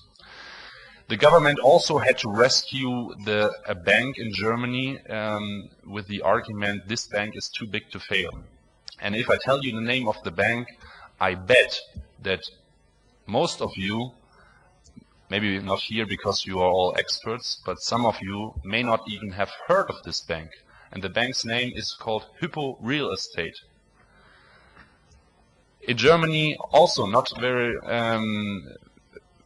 much members of the cabinet, of course, but not in society have heard of this bank and how big this bank was involved in the international financial market. And it actually was shown that the Hypo Real Estate, a bank barely known to the public, had bigger international corporations, but also bad credits than the Lehman Bank in the United States. So we come to this bank later on because it cost the German taxpayer up to today over about 100 billion euros. In July 2009, a deposit protection fund was increased from 20,000 euros to 50,000 euros, and this was also to build up trust at the first part of the crisis management of the government. But then we actually come to economic figures on the ground with economic stimulus packages, and the first one was implemented in 2008. Here, a boost of financial investments with a total capacity of 32 billion euros was introduced. Short-term working benefits was extended to 18 months and later in 2009 to 24 months. I will talk about this in detail. Development of the road system, 3 billion euros additionally in the top-up benefit program for weak local governments and infrastructure investments. Remission of charges for the motor vehicles tax and financial support for the refurbishment with a total of 3 billion as well. And I already said the short-term working benefit was one of the key elements why Germany got through the crisis quite well.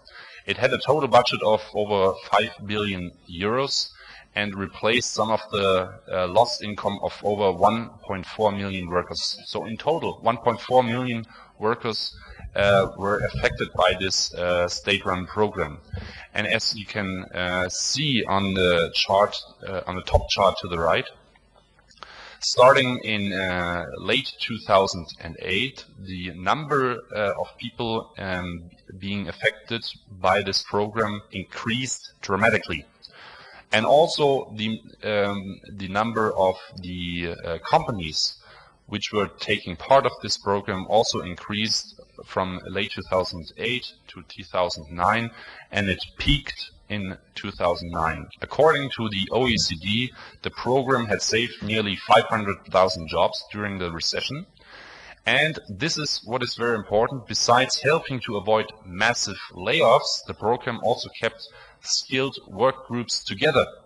So when the companies were on an upward path again, they didn't have to hire new skilled workers. They didn't have to put a lot of resources into finding new workers. They actually had their skilled workers within the companies. And this helped them very much coming through the crisis. And then in January 2009, a second stimulus package was introduced in Germany with a boost to finance investments with a total capacity of 15 billion euros. So now we're talking big numbers. We had an income tax reduction, which had a capacity of about $9 billion, raising the basic tax-free allowance, reducing the initial tax rate, a reduction in the health assurance contributions from 15.5 to 14.9%, one-time payment for childcare allowance of 100 euros. But those were small steps trying to help coming through the crisis. And we also had a program which was later adopted by President Obama's administration called the Cash for Clunkers program, where people got 2,500 euros for their at least, I think, 9 or 10-year-old car if they were buying a new car. And why did we do that? We did that because if you look at the left chart, Germany is a huge car producer. If you look at the company names to the left, which benefited from this Cash for Clunkers program, you can see that Volkswagen was on the top, German company. Opel, also German company, now belonging to General Motors. Mercedes number 4, BMW number 5, Audi number 6. So those are all German companies. Even Skoda, which belongs to the Volkswagen Group, and Seat, also belonging to the Volkswagen Group, benefited from this program. So this was actually a program fit for the German solution, trying to go through the crisis. And the right chart actually showed that you had to write an application in order to be part of this program. And at the beginning of the first couple months, already half of the 600,000 deals of this Cash and Clunkers program were already made in a very short period of time between the first couple of months. So it was a very successful program. All of the 600,000 Cash for Clunkers premiums were actually given out to the people. And another interesting fact is this also being discussed with the European Union, within the European Union right now. But in Germany, this was something that we did during the crisis, which was a federal debt limit. Because as you can see on the left chart, the German budget increased in the basically since World War II, and increased. It had a stable increase over the years. But also our debt that we had to take increased as well.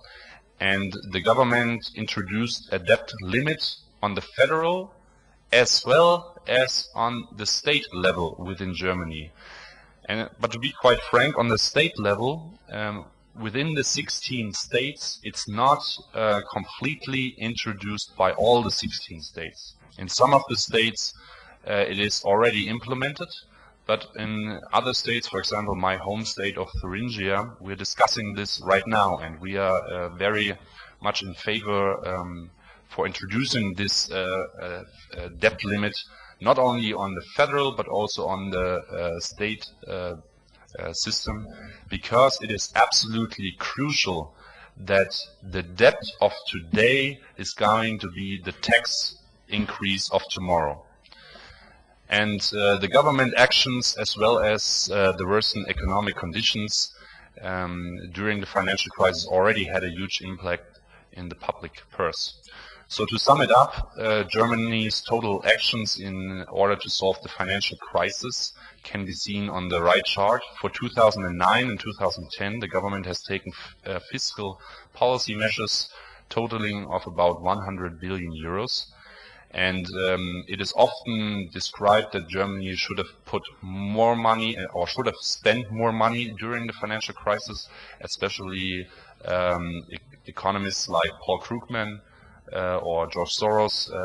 They asked the German government to have bigger programs running by the state. But as you can see, we were already far above the EU and G20 average, if you look at the numbers compared with the state. So the question is, how do we go through the crisis? How does the after-crisis situation looks like? And for Germany, this means GDP was recovering quite soon. Already at the beginning of 2010, we could see that the business climate was going up dramatically, or even 2009 when we were at the very bottom, business climate increased, order intake increased as well. And the most impressive figure is actually the chart on the right bottom, because in history we always were coming out of a crisis with a higher unemployment rate than we were going in before. And for the first time in history, Germany actually faces a lower unemployment rate after the crisis than it did before. So here you could see that some of the programs were quite useful. Chancellor Angela Merkel said, "We will be stronger after the crisis than before." Of course, this was a wish when she said that. And the results are quite mixed. If you look it up, Germany got through the crisis quite smooth. The unemployment rate is below 7%, and the annual growth rate in 2010 was 3.5% and about a little bit less than 3% in 2011. So this is rather positive.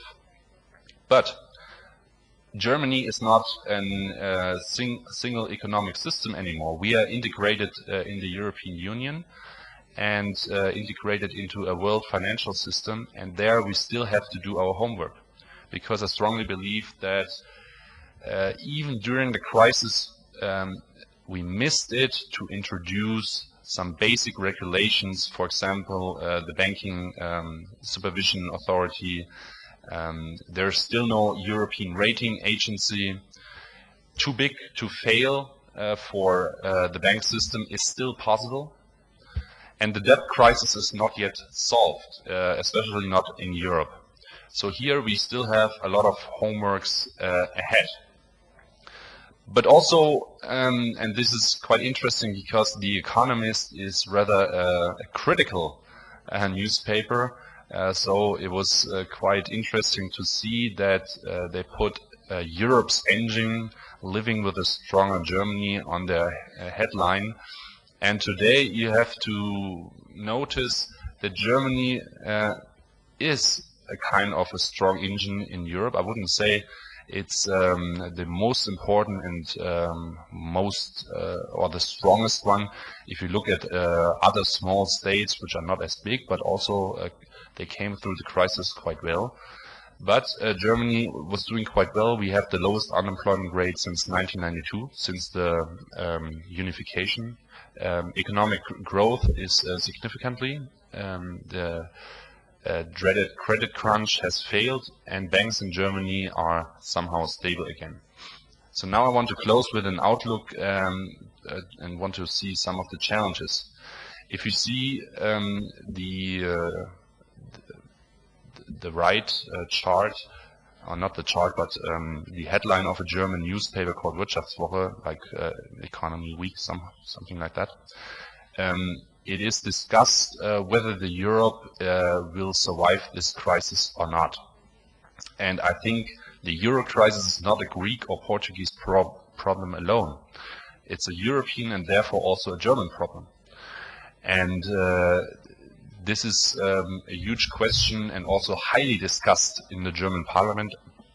I used to work for the German parliament until last year, so I know that among a lot of members of the coalition right now, it is absolutely critically discussed how can we go through the Euro crisis, because from a German perspective, we can't promise something to other countries like Greece or Portugal that we can't keep by ourselves. It's not like Germany pays those amounts out of the pocket.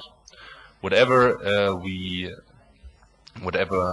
offer to the Greece, we have to increase our national debt as well. And also, and I was talking about this problem in June already when I said the double dip is possible. Now I put it in a stronger way. Double dip is very possible. Double dip meaning we were coming out of a crisis and we might slip right into another one again.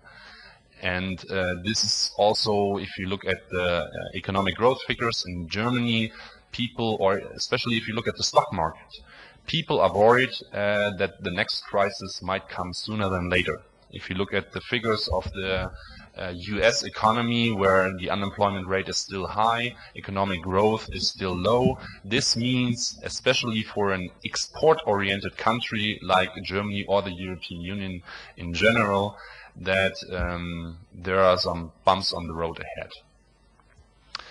Also, an increased national debt is a problem. Here you can see the erosion of income as well as additional burdens on the expenditure sides, and they will shape the national finances over the coming years. And it's already clear that the deficit expected for 2009 and 2010 will exceed those after reunification. So we will spend more money into the financial crisis than we spent into unification for the last 20 years in Germany. And the increased national debt is a challenge which will characterize the next legislative period as well.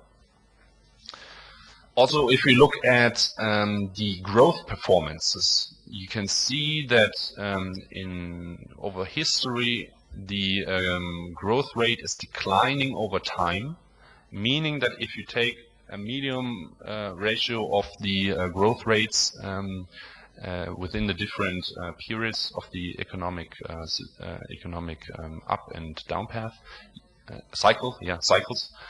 Thank you. You can see that there are declining growth rates, and this is something that is worrying us as well. That even though we had a strong figure in 2011. People are worried that in 2012 and 13 this might come to an end. But I don't want to close with something negative. I want to close with positive elements. And there are positive trends on the labor market, as I already mentioned before. And here I want to put an emphasis again that social partnership and the actions taken during the crisis made it possible that Germany will have a lower unemployment rate than before the crisis for the first time in history. Social partnership also made it possible to keep skilled workers in their jobs during the crisis so that the economy could recover smoother and faster and more consistent. And as you all may know, Germany invented aspirin for headache, but it also invented something good for depression, and this is social market economy. I want to thank you for your attention, and later on we can have more questions raised in the discussion. Thank you very much. Thank you very much, Mr. Hauptmann. Sometimes it's really good to know that we are not alone fighting with crisis, and such economies as Germany also, there are budget cuts in your country, not only in Lithuania, and that Europe's engine also sometimes run on low fuel. So thank you very much. Mūsų sekantis pranešėjas. Our next presenter is the Chief Executive of Relationships Global, Dr. Michael Schluter. The floor is yours. He will speak on the relational economy.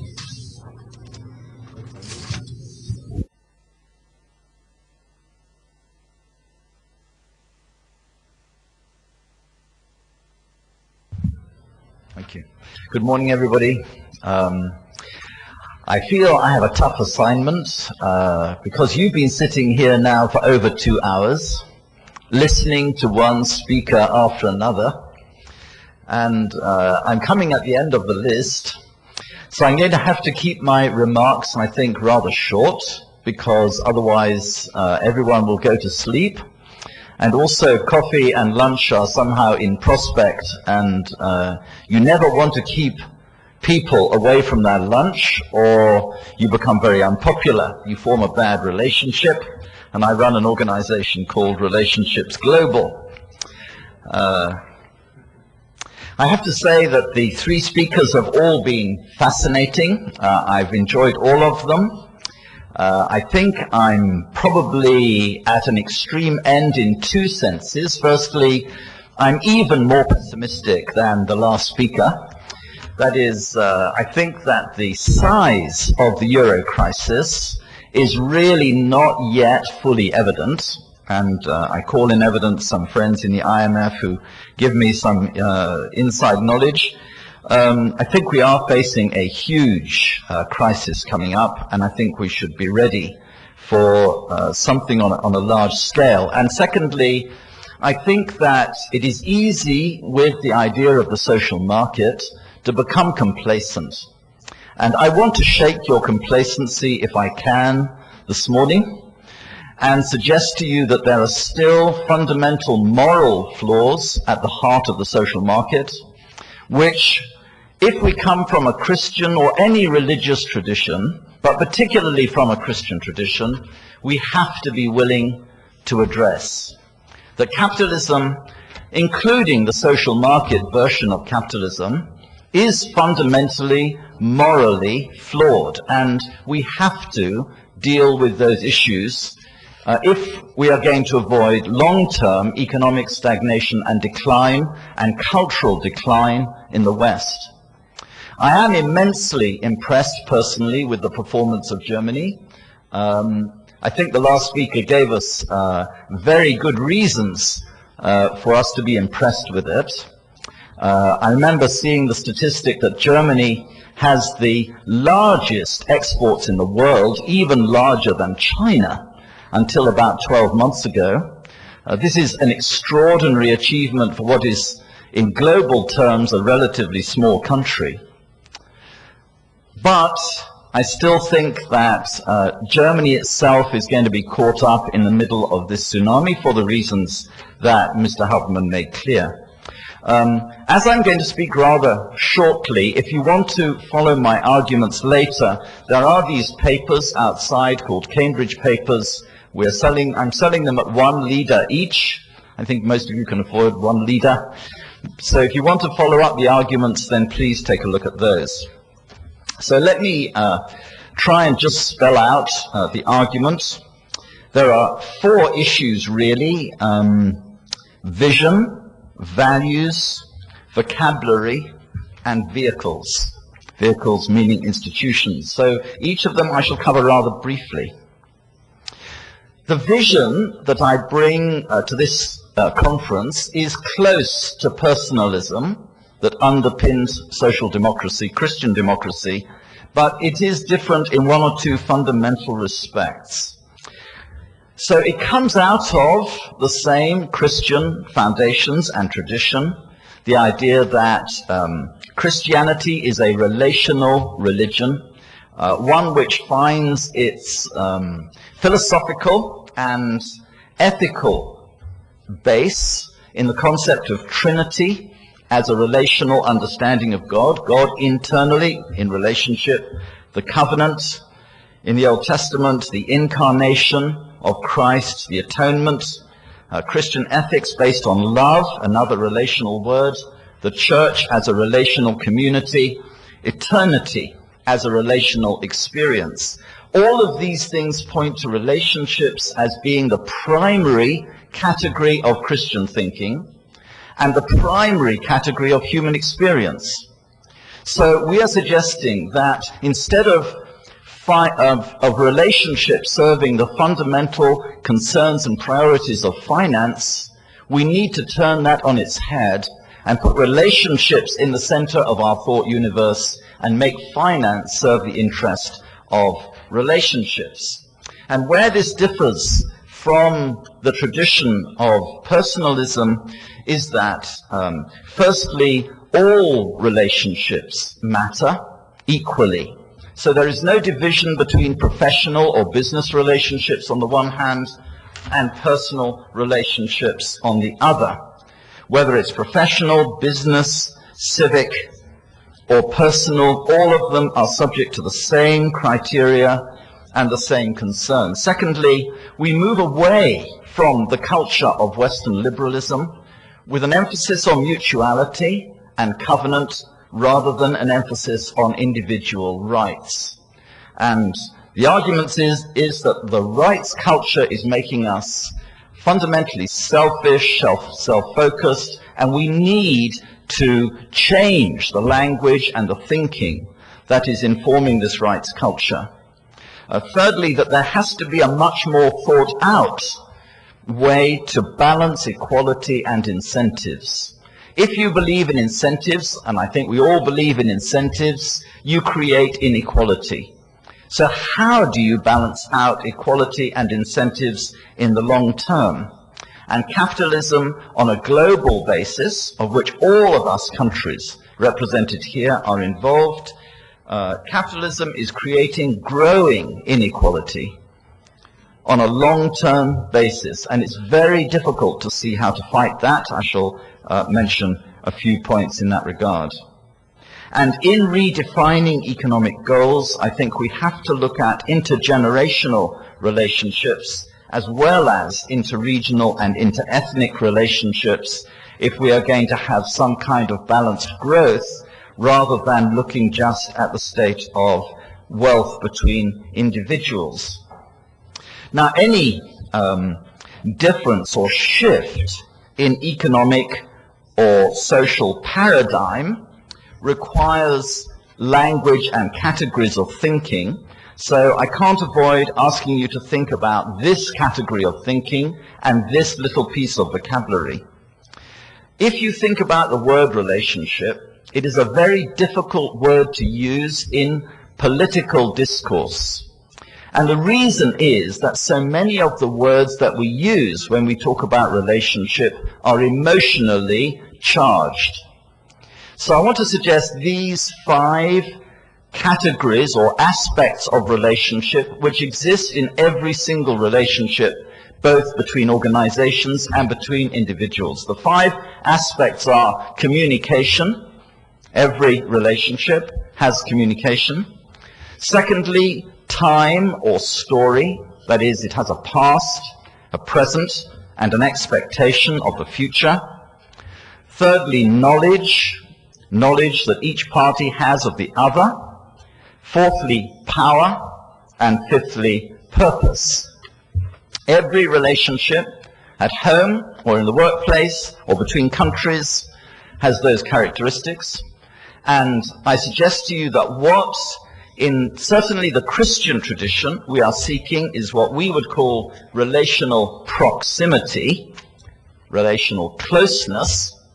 And we achieve that through, firstly, directness of communication, that is not going through third parties, and as far as possible, being face-to-face. Now, before you agree with that, think carefully, because there are big implications to agree with that statement. That if possible, we want to have people meeting face-to-face, we want communication as far as we can arrange it to go directly and not through third parties. In our relationships, secondly, in the time or story aspect, we want continuity. We want long-term, stable, committed relationships. That is what we desire in our families, in our communities, and between nations. Thirdly, in knowledge, we want what we call multiplexity, many-sidedness.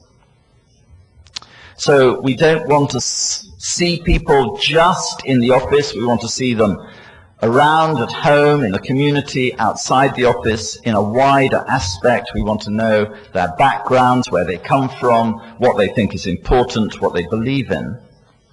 In power terms, and I think the social market deals with this particularly well, in some respects, we want parity. We want a sense of mutual respect, of fairness, of sharing fairly risk and reward. And in terms of purpose, we want commonality. We want shared goals and shared values. Now, why do I say then that capitalism is morally bankrupt? And this applies, I think, to the way capitalism is practiced across the European Union. I'm sorry if this sounds a bit radical, but I'm invited to be radical by the sponsors in some respects. So think about this. What I want to suggest is that to justify a return on capital just on the basis of taking risk, to justify a return on capital just on the basis of taking risk is fundamentally immoral. That is, it is really no different from gambling. And I struggle to understand how financial derivatives, or even the way that people use the stock market, is really different from a form of gambling. Now you could say, but of course I follow the company where I put my money. I trace what it does before I put my money there. But then so does somebody who's betting on a horse. They follow the form of the horse. They follow the form of the rider. The difficulty is, if I put my money in a pension fund in England, and the pension fund gives it to the fund manager, and the fund manager puts the money into some company in the stock market, as the original saving person, I don't know where the money's gone, what the money is used for. And if I say, but my only responsibility is to get the maximum return on the money, so I've done really well if I get 6% and not 5% on the money. But that money goes into some company which is doing pornographic websites or promoting gambling on the internet. If I come from a Christian tradition, do I think that God will be satisfied with that? When I meet my Maker one day, will he say to me, well, you made 6%, that's wonderful? Or will he say, what did you do with your money? How can you justify putting your money as a Christian person into promoting pornographic websites? And I think ignorance is no excuse. So I think if you come from a Christian tradition, and many other religions might agree, I think you have to say that there should be no return on capital without responsibility. You should not take a return on your money without knowing and being responsible for how the capital is used.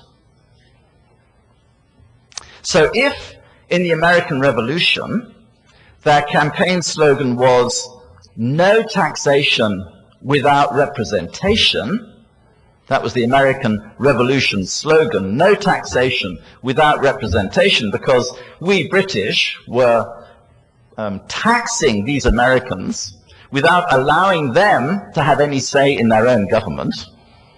Of course, if America had stayed under Britain, they might be doing better now, but we won't visit that possibility.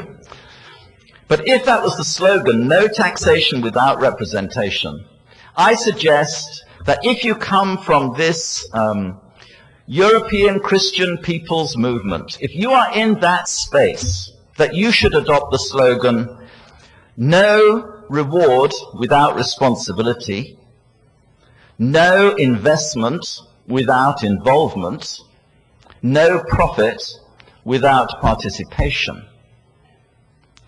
That doesn't mean that you have to withdraw all your money from companies located on the stock exchange. It just means that if you put your money into a company, you have a responsibility to track what the company does, go to the shareholders' meetings, hold the company executives accountable for what they are doing in terms of working hours, in terms of investing in the deep sea and in the Arctic and the environment and so on.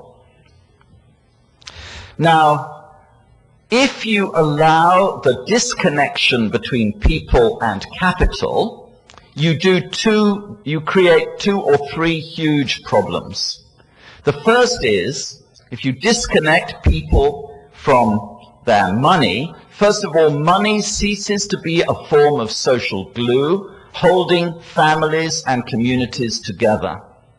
Money is a very important form of social glue.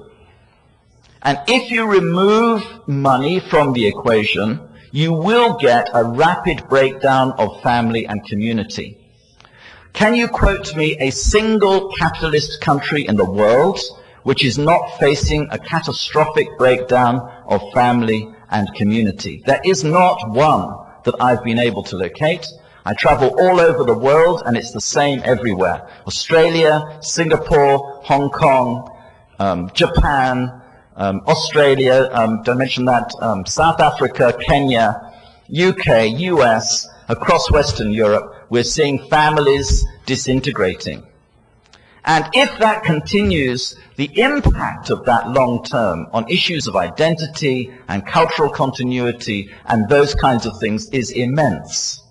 And as long as you separate capital, money, from the people who provide the money, and you just say, well, put the capital into some market, and it will just go somewhere, I know not where, and I don't care where, I just want the return, that is the consequence you will have. And secondly, you will disconnect people from place. You will disconnect people from place, because the money that goes into your banks here may end up in London and then be transferred to Tokyo or China or you know not where.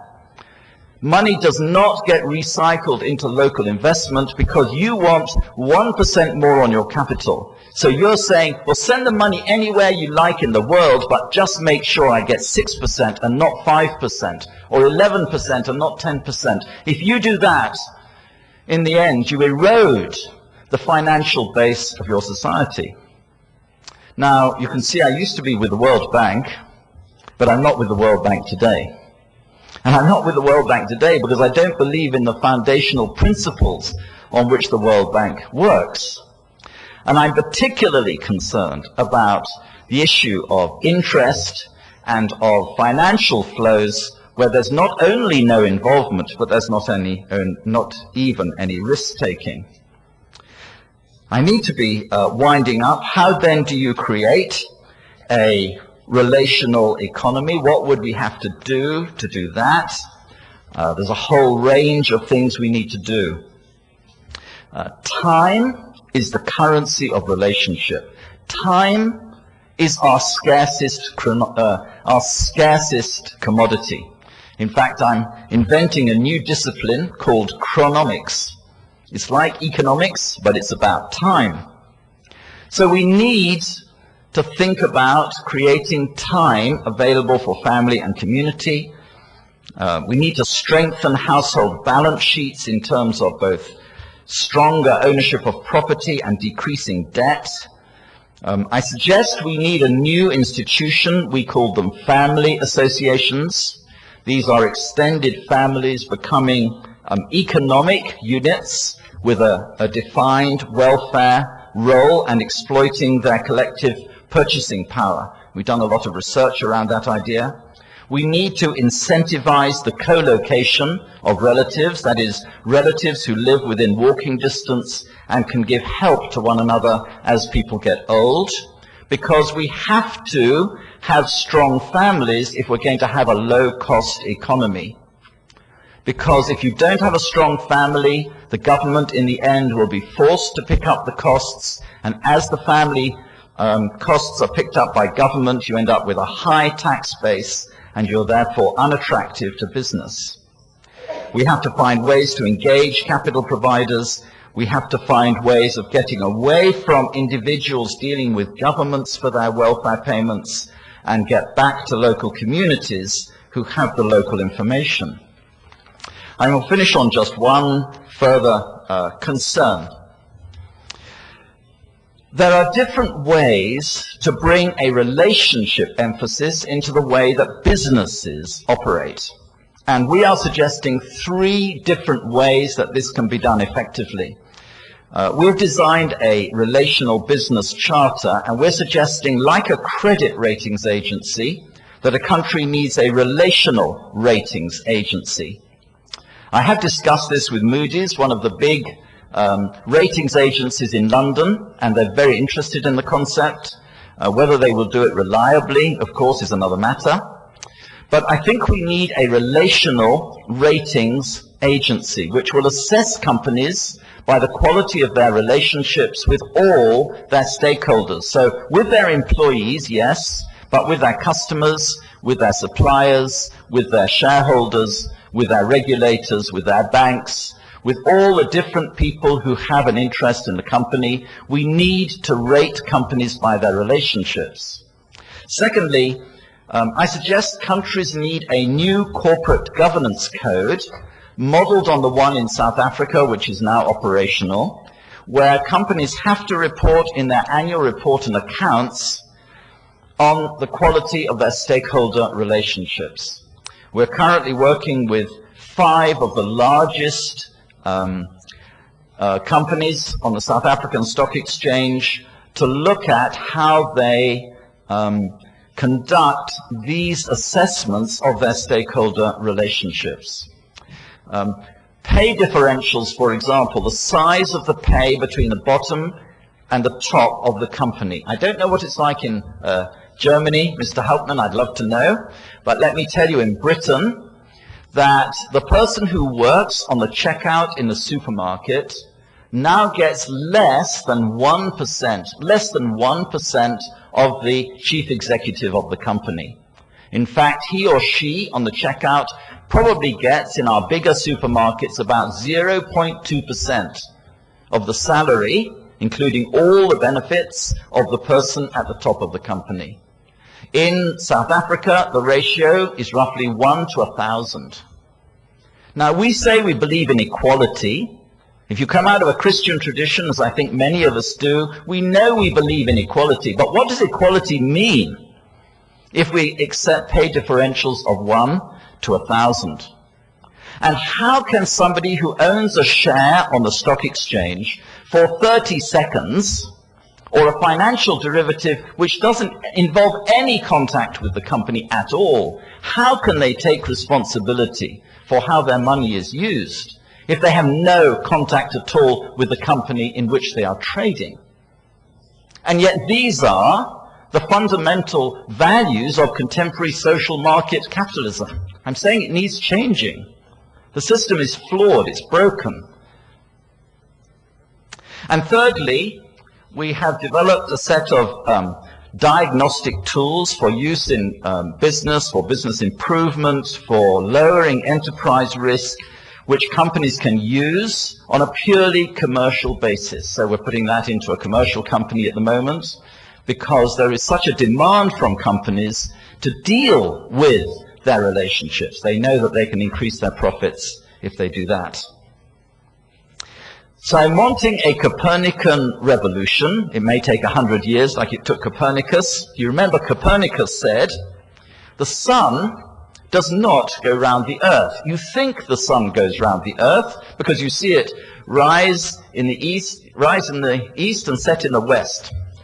So you think the sun goes round the earth. But actually, Copernicus said, the earth goes round the sun.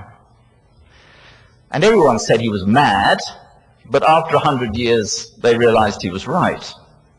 Now, I'm saying that if we are going to have a socially sustainable global economy in the future, The greatest threat is actually not an environmental threat, it is a social threat. It is the breakdown of marriage, it's the breakdown of families now on a global basis, which is what was on the front page of The Economist this week. So we need to move to a situation where the center of our thought universe is around relationships. Relationships of family and community, relationships within and between companies, relationship between citizens and governments and so on, and between country and country. And we must make finance serve the interests of relationships instead of hoping that relationships will serve the interests of finance. Thank you very much.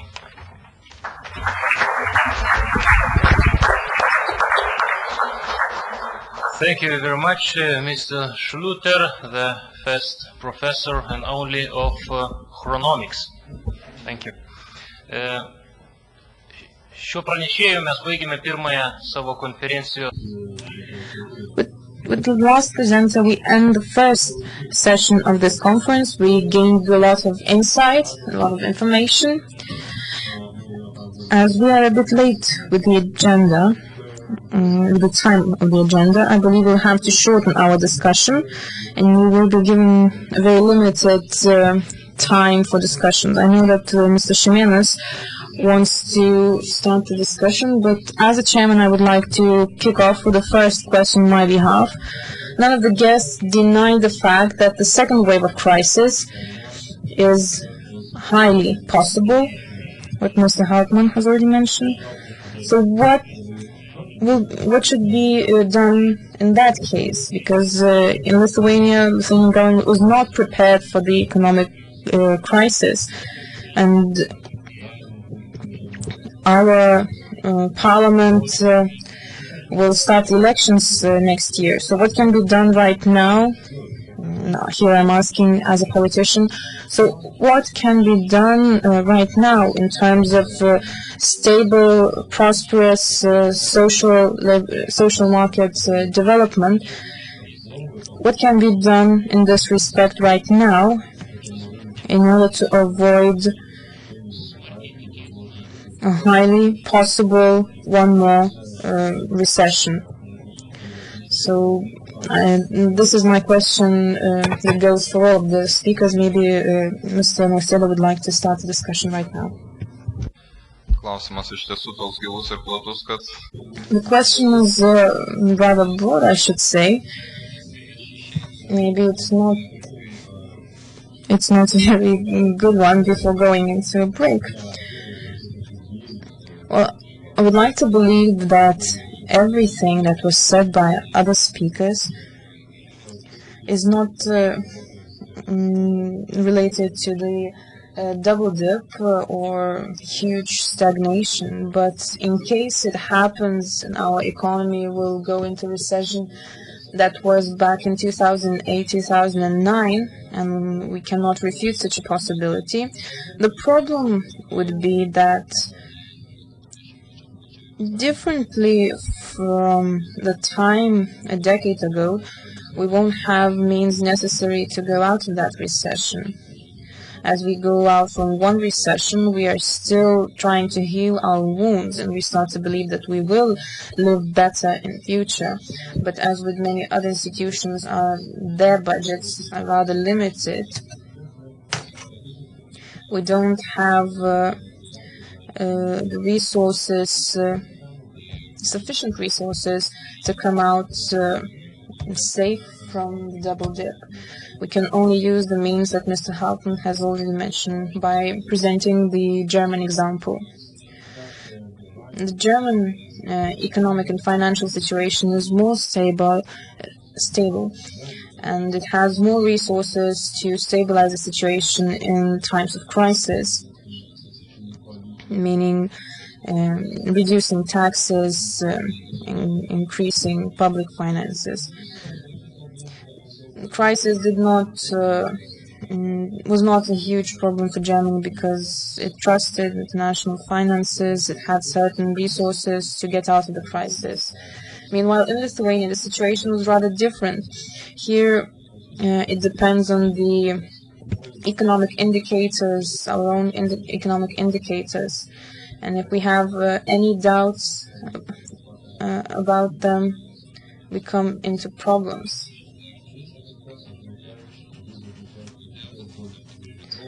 Therefore, certain recipes which are theoretically possible and practically even possible in some countries should be adopted in Lithuania very cautiously. And just as previously, the insurers of public finances which should be a priority, just as it was in the previous case, because this is on what we base our other measures that should be used in order to get out of possible crisis.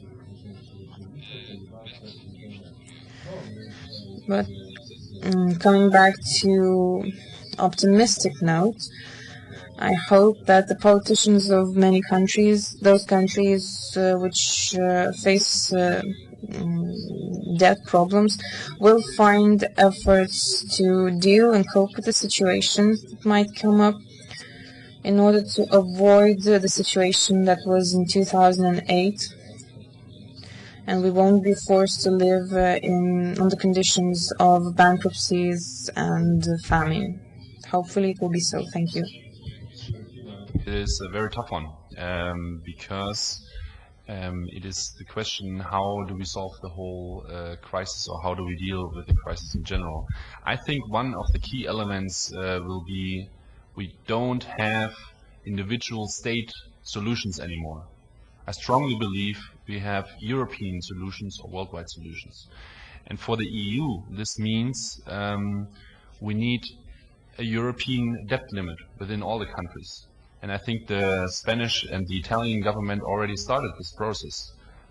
Silvio Berlusconi and his government, they just implemented the debt limit in the Italian system. Zapatero did the same a couple of weeks earlier.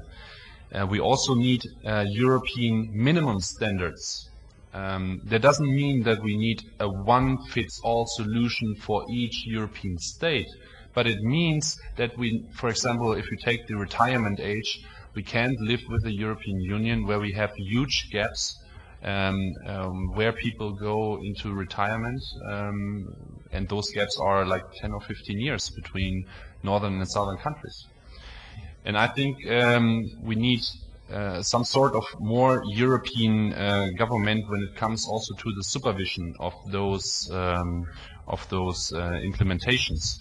And I have to say, very critical, Germany was the first country that violated those treaties when we had in the early 2000s, when we had a higher debt than the European law would actually been able for us. So we were the first ones violating the own measurements implemented by German governments before. So here you can see that this was already something meant to fail from the beginning. So now we need to think, how can we deal with higher regulations to countries that don't accept those minimum standards. And I also think, I just read in the newspaper today that a member of the European Parliament had the idea to form a parliament for the Eurozone, meaning that all the members of the EU Parliament who come from countries where the euro is introduced as a single currency should work together, not only from the government side but also from the parliament side, which would cost nothing more to the taxpayer at all. But I think it's a necessary tool to think about common solutions within the EU, which are absolutely necessary for future crises. Dėkui. Tikrai visi pranešėjai yra kviečiami bet kuriuo. All the presenters are welcomed to enter into discussion by adding or supplementing what was already said. And now I would like to give the floor to Mr. Shimenos, and anyone who would like to give a question, just raise your hand. The floor is yours. The conference is a very beneficial one. I'm not sure how much society will be able to hear discussions we're having right now. I'm a bit lost because we have two sides among us in the conference. I would like to stop with the question that was raised previously. We're living in the times of globalization, concentration, and so on. None of us is able to realize how we be able to live on our own, isolated. We're looking at other countries and trying to go after them, follow them, but will we be able to cope with that? So I would like to come back to the fundamentals and to the description when Jesus Christ divided a piece of bread to a huge crowd of people. This is an example of how everyone can share things and become happy. So can we come back to this position, to this situation? We create legislation, loads of it, and we keep running away from basics. I believe that social economy has to be the human economy. Human factor has to be a priority. And I definitely agree with the last speaker that we have to know where we invest our capital. We have to know who we support and so on. Very often our businessmen support others and follow others. They advertise themselves and how they support others. They advertise that too. So this is a rather immoral support, and it shouldn't be tolerated. We have to understand that, and we have to get involved in democratic processes, the same goes for elections. I really like the saying about the family associations. We have to communicate among ourselves. We have to raise those people that we know that are close to us.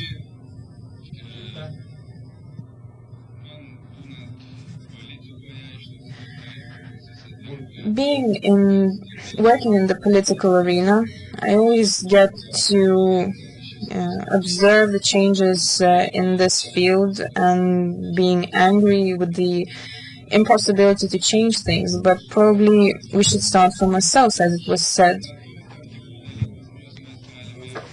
I see things that can be done by ourselves here in Lithuania without taking a look into Germany and the support that can be given by other countries. Like, for example, energy sector. Today we import the largest share energy from abroad, and we profit them this way.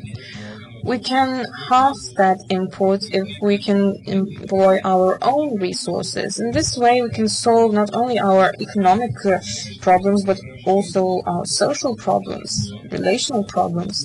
We can also give a hand to those who need to earn money, need to get high income. And we become this way hostages of a number of services. We're being told, oh, we will help you, we will support you. And this is very common to the pre-election campaign. In the pre-election campaigns, we're being told that if you vote for me, I will help you in this or that respect. Well, as a person, as an ordinary person, I don't need that help. As a politician, I can see that there are people who want to be involved on their own, who want to recycle waste, who want to take everything in their own hands. I believe that we should allow people to be in charge of all of that themselves. This way, we will be socially connected. All will be socially connected. I believe we don't have much time to discuss that right now, but I see the same principles when it comes to environmental protection, for example. But by the way, we have same principles. Polluter pays principle. So maybe if we are consumers in this field as well, if we are consumers, maybe we should pay less as well. So to what extent a hostage should we be in this social market economy? I see this problem related to democratic processes and people's choices. It all goes down to the choices of people. And once again, when we speak about elections, here it also depends on people's choices, whether people will choose those who tell the truth, who tell that we will provide you with conditions to take care of yourself. We have a good example in Poland, for example. In Poland, their family business is very popular and dominant one. And their Polish did a miracle in times of crisis with the help of family business. Why can't it be done in other countries as well? I believe we need a very clear understanding of people and then understanding of politicians in order to provide the people with those conditions, favorable conditions. And then I would like to present you with another example why Lithuania was strong. In post-war times, the Lithuanian rural areas there, our agriculture was in the lead in Europe. In post-war times, the partisan movement, the onset of partisan movement, the Russians noticed that our economy is supported by agriculture, and therefore they decided to deport our agriculturists, and this way sabotage our economy. So firstly, I believe that when it comes to social market economy, it is very, very easy to help amend the situation in this respect with the help of family business, individual business. So thank you all, organizers, for organizing such a wonderful conference. Thank you, Jonas. Now, please introduce yourself and give a question.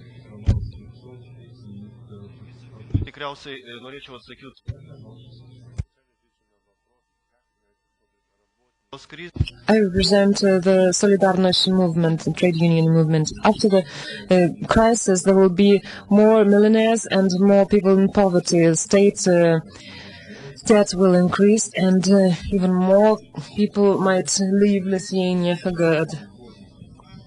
This is the opinion of the trade unions. Your conference is good, but I don't see any social partners in the hall.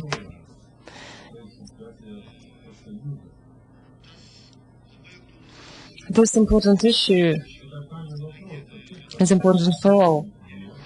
In Lithuania, there is no branch agreement, no branch contract, and not because of the fact that social partners and employees don't want to have it. We can't get to terms with employers.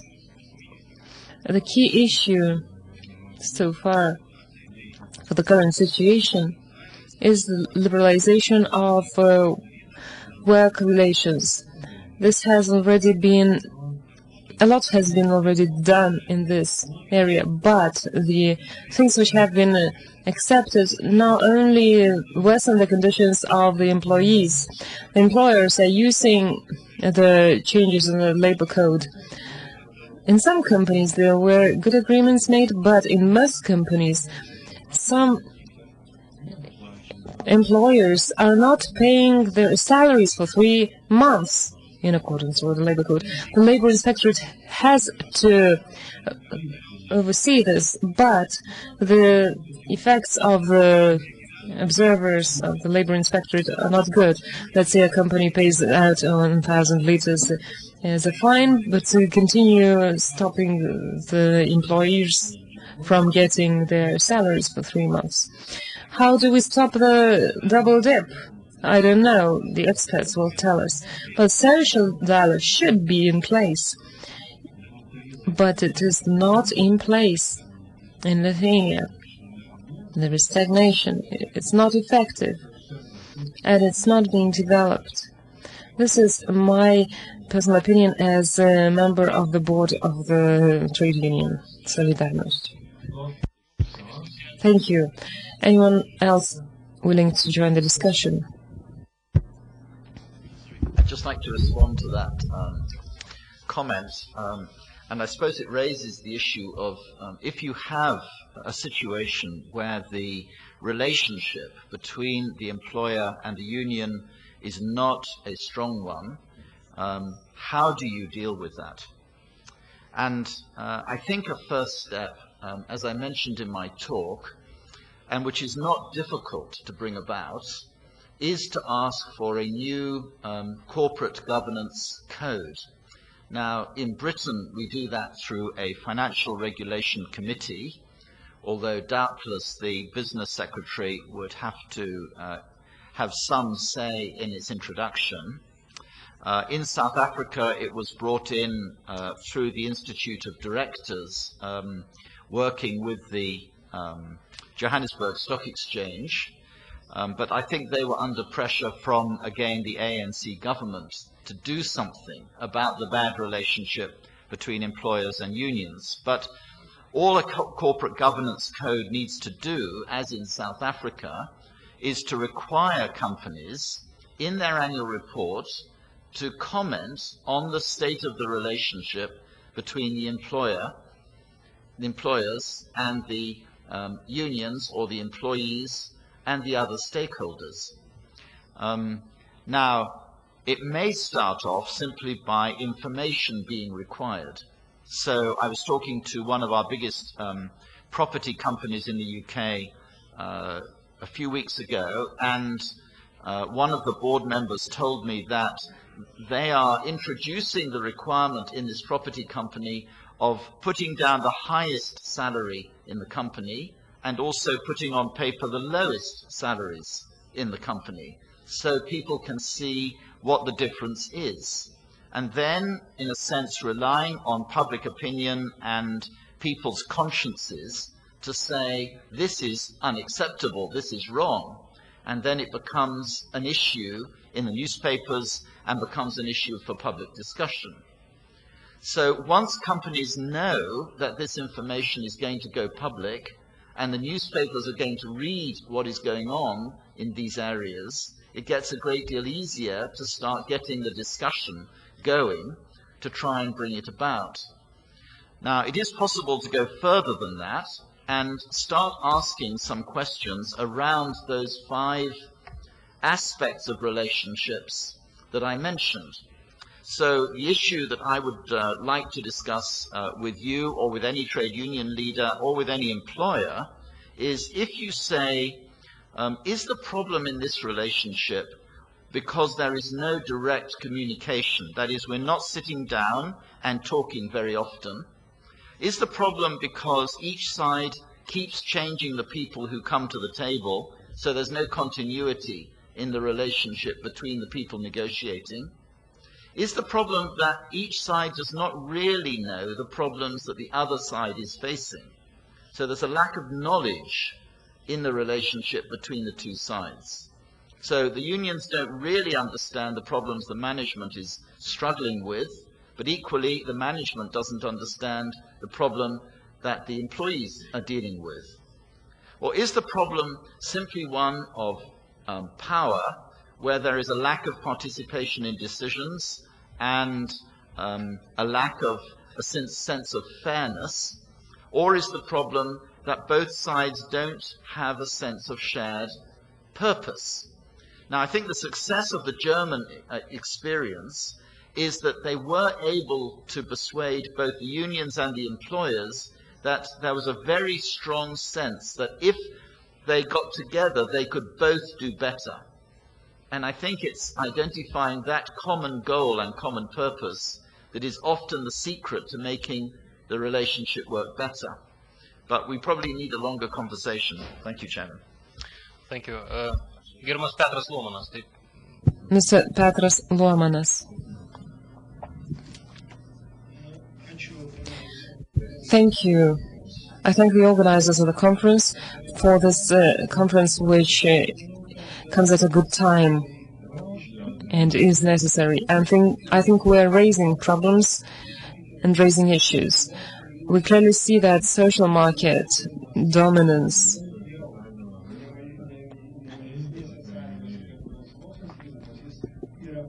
is necessary and mandatory. We're showing what our problems are in Lithuania. We're speaking about the problems of employers who want greater profits at a cost of employees and their interests. I think it would be useful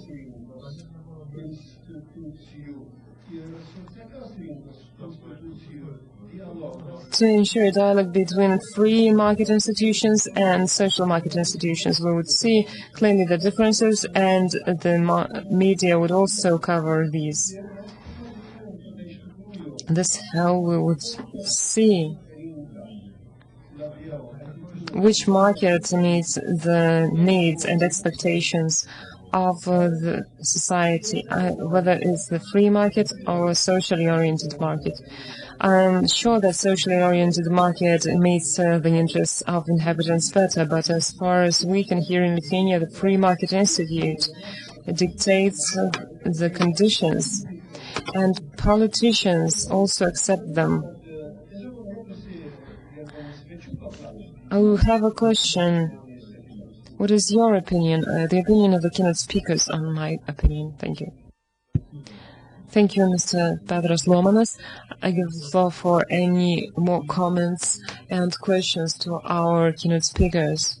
You have an excellent opportunity to hear the opinion of our experts on the situation in Lithuania. Are there any persons willing to ask a question? Yes. Mr. Rolandas Bubnelis, I have a question to Mark. Are there any minimum salaries or minimum wages settled in Germany?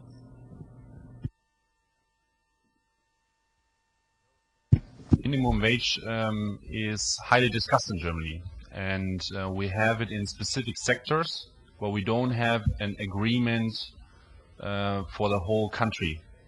Meaning the sectoral approach was something implemented in the coalition, in the big coalition in about 2005. And it was brought into the coalition by the Social Democrats because they were asking for a minimum wage standard in order to have good working conditions. But the problem with the minimum wage is, if you set it too low, it's not effective at all. If you set it too high, it will lead to the problem that people will not be able to go into the working market, and you will basically the job market will basically suffer from that. So I think this is also the approach of the Adenauer Foundation and the Christian Democratic Union. The minimum wage discussion is something which can be called the second best choice. Our emphasis is that the better choice is that the social partners, the employees association as well as the trade unions themselves, find solutions to find the right wage for the current situation. For example, if a company has a bad time, then the minimum wage cannot increase very high. But if there are better times, companies should always be asked to give some of their profits to their workers as well. This was what my colleague to the left was mentioning in his speech. And if this is not working at all, and I think some of the comments by our Polish or Lithuanian colleagues were already raised, what do we do if it's not working at all? Then I think the state has the role of keeping the rule of law. This is what I described in my presentation, that the state's role is to make sure that there is a rule of law that companies have to pay salaries, that there are penalties that can be enforced by labor inspectors if wages are not paid to employees, and this is the role of the state. The state has to make that sure that there is a rule of law that can be put on the ground. Thank you. May I ask another question? The social insurance fund, does it run at a deficit in Germany? And if yes, if so, what is the amount of GDP you get to consolidate the Sodra budget of the Social Insurance Foundation? Do you understand the question? Social Insurance Fund. The National Social Insurance Fund, does it run at a deficit? And if it does,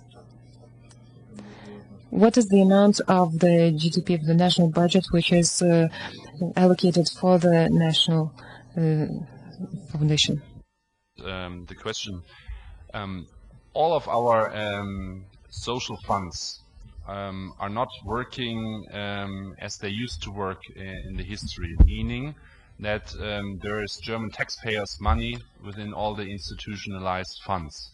For example, the retirement fund is basically paid with huge parts of our GDP from the taxpayers.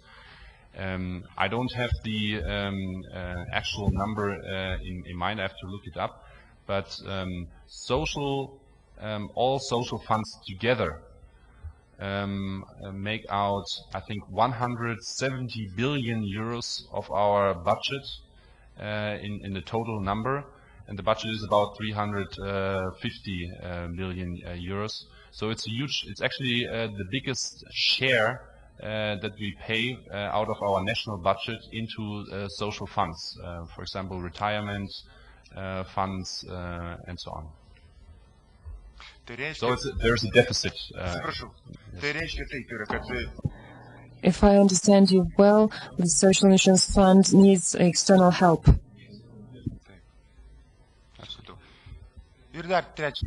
A third question is as follows. During 2009 to 2011, what was the amount Germany spent for the special programs in GDP, in percentage? I want a figure in percentage of GDP, not in real terms, for the stimulus package. Well, for the stimulus package, I have to basically look it up once again. I just have the actual absolute figures. Those were about 100 billion euros. So in terms of GDP, I think if you sum up, it's different to sum up because some of the payments were made in 2009, some of them were made in 2010. But it's hard to get the actual number. I can look it up and give it to you later on in the coffee break, if you don't mind. Thank you. Yes, we can. Thank you for your answer. Mr. Kupčinskas, thank you. I have a brief comment. It is a pleasure to see that the German example inspires other countries as far as socially oriented market policy is concerned.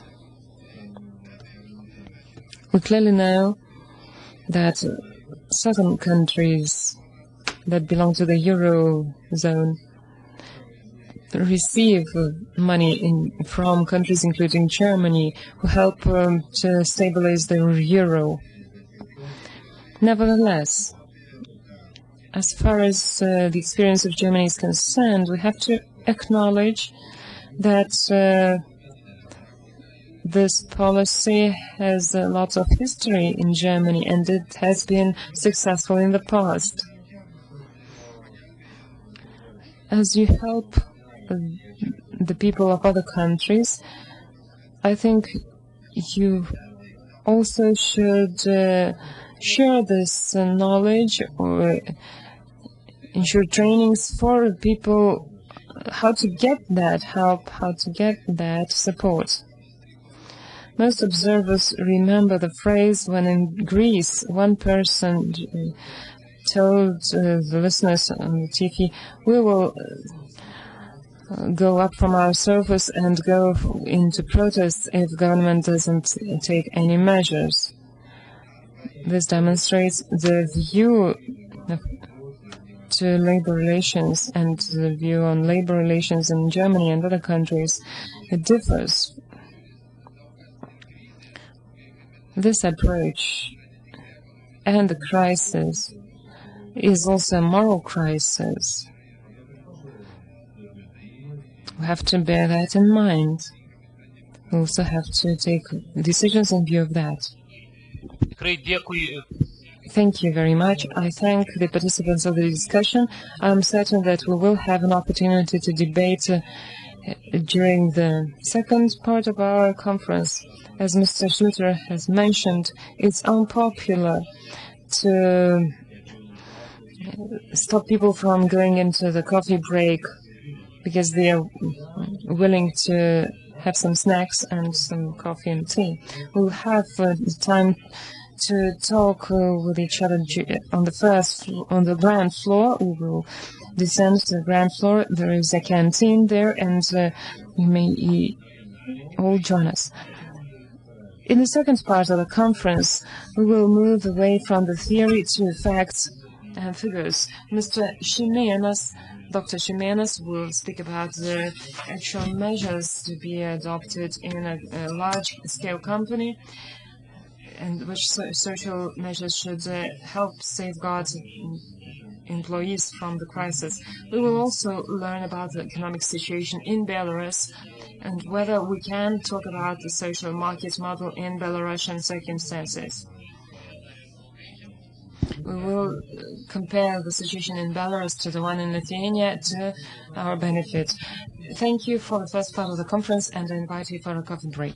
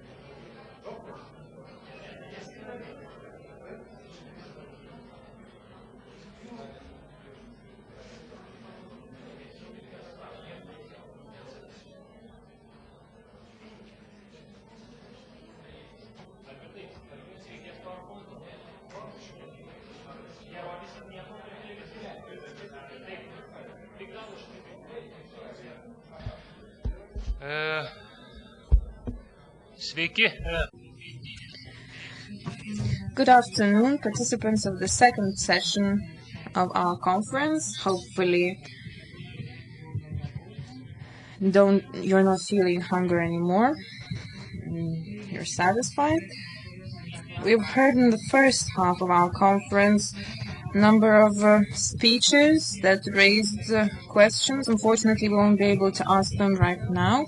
In the second half of our conference, we'll touch upon the practical aspects of our topic, mostly the issues taking place in Belarus. Our first keynote speaker, Dr. Albertas Šimenas, Deputy Director of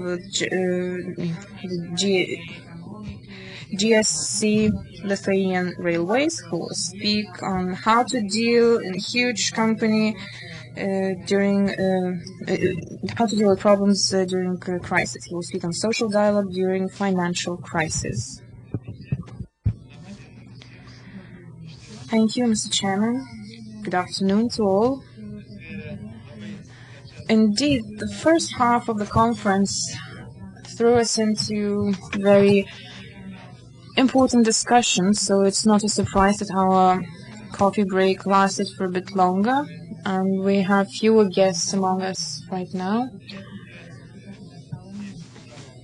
Allow me to introduce the topic of my presentation, which in its scope and extent is more modest compared to the previous ones, but as we know, economy is combined from cells, and depending on how every cell exists, we can see the ultimate result in the public space.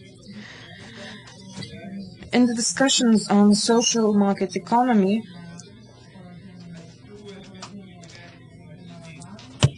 the implementation of separate social economy levels is rather wide, starting from the state level implementation, which was obvious in the first half of the conference, and going to micro elements of social market economy.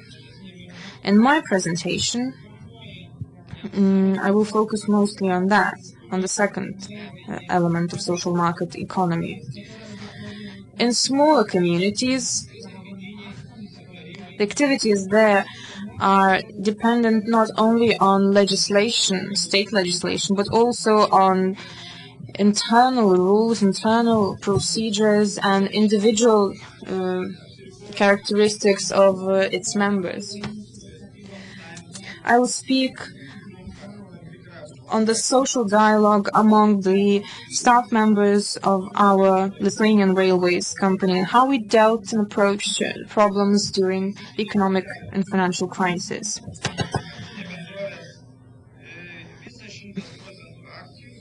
Well, all our stocks are owned by the state. We have 10,500 staff members, and combined with its affiliates, we have over 12,000 staff members.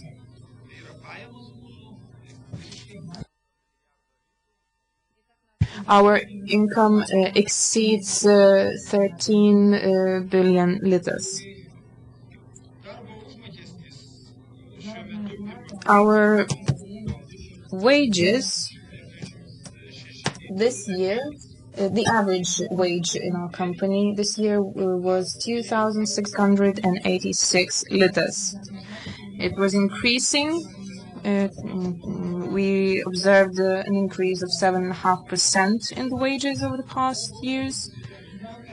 What is interesting about wages is that it was 20% higher than the country's average payment. This would be a short introduction to our company. The relations between the employers and employees in our company are regulated by 3 key documents. These are job contracts. These are traditional ones regulated by law. In them, the payment, the working hours are included, as well as other important labor aspects. The second document, it's the collective contract and the labor ethics code. These are very important documents. Very briefly, I would like to go through them. The collective contract is signed together with all the staff members and trade unions after long negotiations. Every year they are being reviewed, how they are being implemented, and certain changes and amendments are determined after consensus is reached. This is a very important job.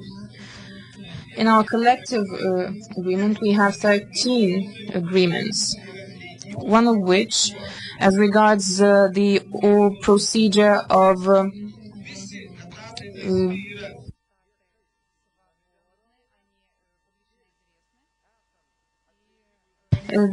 as regards the firing of people. When a person is being released, dismissed from work, in its place, a person only from our company that meets the necessary qualifications can only be employed.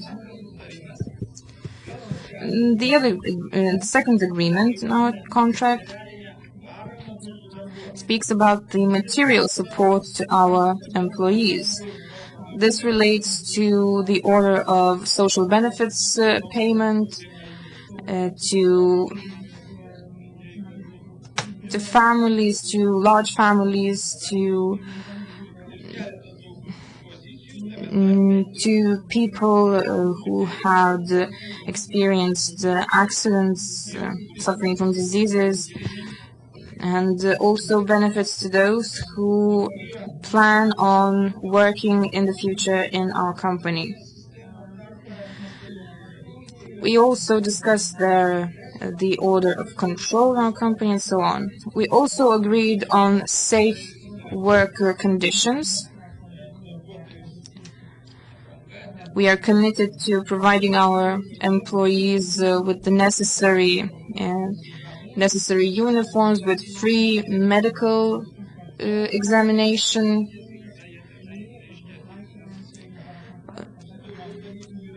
There are more things included in this agreement.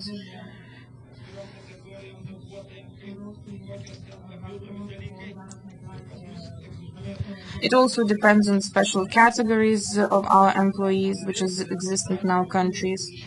To those who have been working over 25 years in our company, they receive a special bonus to their payments. In this way, we try to encourage people to stay and keep on working in our country. The average the average working years among our employees amounts to 14.6 years. We have a number of people who have been working from generation to generation in our company. We also have additional agreements as regards resting time at work and so on. We also have an important agreement as regards the material damages to our employees in order to avoid any misunderstandings. We also ensure guarantees to trade unions, guarantees to increasing qualification of our employees. I should say that within half a year, nearly half of our staff has taken place in a number of trainings in order to raise their qualification. The administration of our company takes care of that and pays for all the training so that our employees be able to raise their qualification. This is a very important document. which every employee knows, especially trade unions. We have 2 trade unions. A new one has recently was established as well, called Solidarity. But they are not parties of the collective agreement. They're still in the process of establishing themselves. So we'll see how it goes in the future with them. And the other document, very important in our company, is the Employees Ethics Code. I'm not sure if other companies have it or not. Here we have the provisions, certain provisions related to their work, control and order. The person who is employed in our company has to sign it, and the code basically relates to moral aspects of work and things like that. We also have an ethics commission, which analyzes the breaches of the employees' ethics code. There we also have a telephone number indicated in it. An employee can dial that phone number and anonymously share the information on how he's being treated at work, whether there are any ethical violations. So these are the 3 key documents that regulate our work. And the ability of our staff to withstand the challenges were evident during the crisis. In the middle of 2008, during the upswing of economy, it was already clear that recession is due to take place in the country. We realized that our incomes will go down, and we had investment projects which could not have been terminated. We had a number of projects taking place, and suffering the loss up to 20% would have been a huge problem. We had a gap equal to 500 million litas in our budget. We did not think at that time about the state support.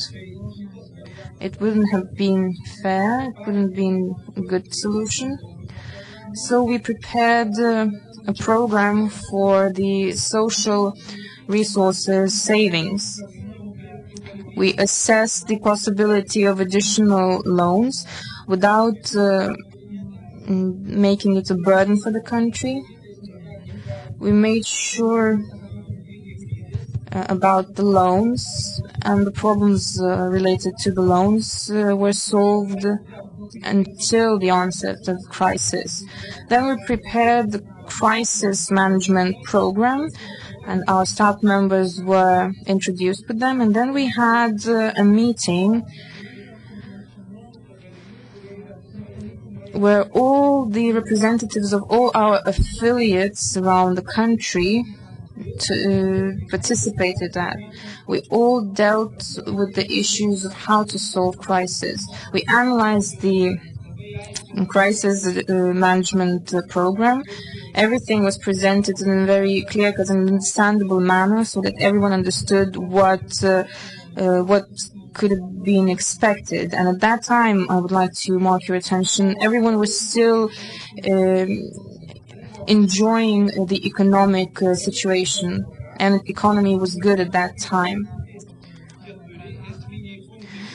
And we have indicated 4 major points from that program. First of all, due to the crisis, none of the employees will be sacked. And this was the program signed for 1 year. Secondly, we agreed to cut the payments by 16%.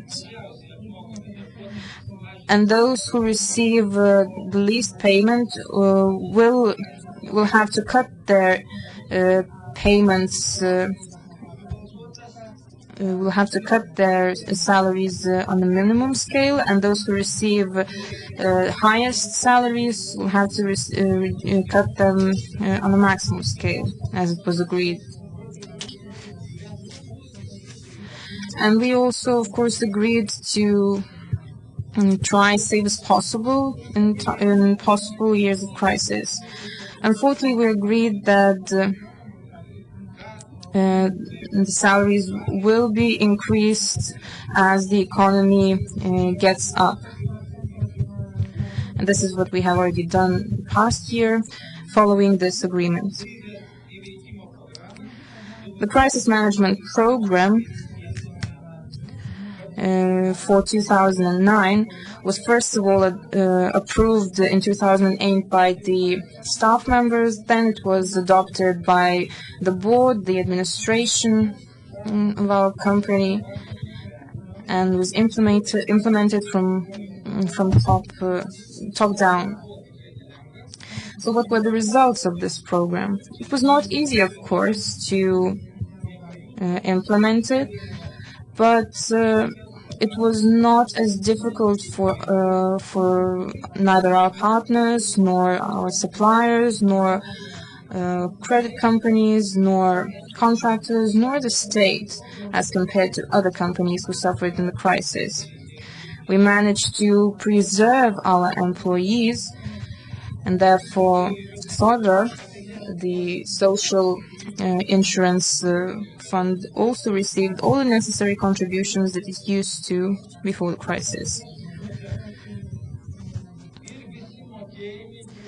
All our payments were conducted in time, as they were provided for in the agreements, and we were not forced to cut our salaries even more to our employees. First of all, we agreed that salaries should be paid first of all to our staff members and only then to administration members, including the directors.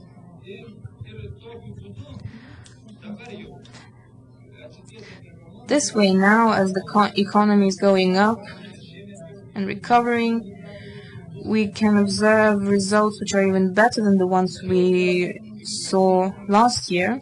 But as was already mentioned today, there is a risk of a double dip, so we have to see together with our staff members what will we do in the future. So what our conclusion could be is that we believe that constant dialogue and keeping to the agreements that have been reached together with staff members, with trade unions, have to be maintained. They have to take place in companies. It is an essential and key factor striving for harmony in the company and addressing the most difficult issues of the company. Having said that, this does not mean that everything that we have agreed upon with our staff members we've already achieved. But we can see the possible changes that are taking place due to these agreements. Thank you. Thank you, Dr. Šimenas. It was very interesting to hear those very specific and sometimes very seemingly simple steps that were taken aiming to stabilize the situation in a rather huge Lithuanian company. And now we would like to move on a rather different part of our conference. We have a long-term experience from our communication with our neighbors, although it's not that easy to do because we still have a border dividing us, and not always is it easily crossed from neither sides. And today we have a few of our colleagues from Belarus who will speak about the actual situation that is present today in Belarus, the economic situation in Belarus. We may not have that knowledge about that situation in Belarus because we don't hear that from media. So I would like to give the floor to Professor Sergei Lukin, who will speak on the situation in Belarusian economy today. The floor is yours.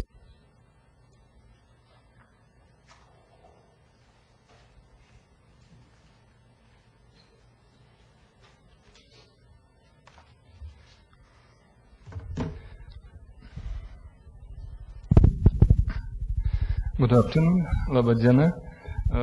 I am Professor Sergei Lukin from School of Business at Belarus State University. I've prepared my report in Russian because we have translation in Lithuanian and English. First of all, let me thank the organizers of the conference for the opportunity to take part.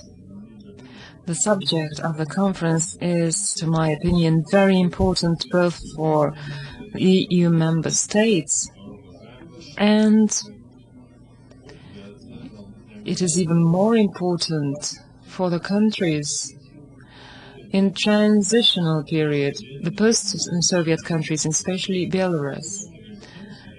This is why I think this is a good opportunity to share my ideas on this subject and to make you aware of the features of the situation in Belarus and the Belarusian model. In my brief report, I will cover briefly the situation in Belarus. My colleague will do the same. We will also cover the possible prospects and the concept of a social market economy in Belarus. You may probably know that the official doctrine of Belarus in the area of economy is socially oriented market economy. It is similar to the social market economy of Germany. Even so, in reality, in Belarus, the model differs from the social market economy in Germany. You may be well aware of the fact that the great practitioner of the social market economy, Ludwig Erhard,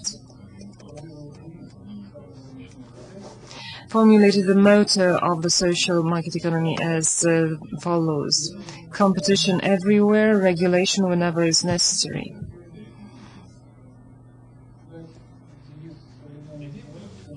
If we are to devise a motto of the Belarusian current model, it's regulation wherever possible, competition whenever possible, whenever it's allowed. Yes, unfortunately, this is true. In reality, the Belarusian economy is open.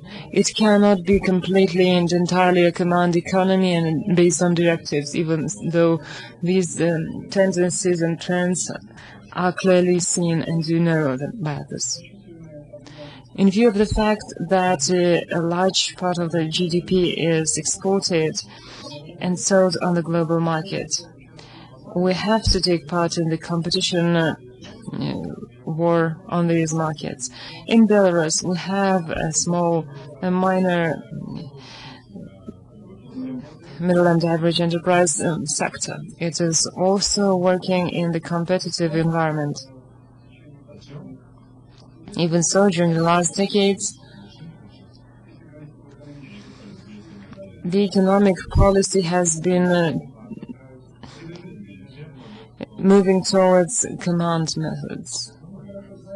You are well aware, ladies and gentlemen, of the fact that macroeconomic policy of a state has 4 key goals in the modern world. First of all, it's economic growth, consistent economic growth, high employment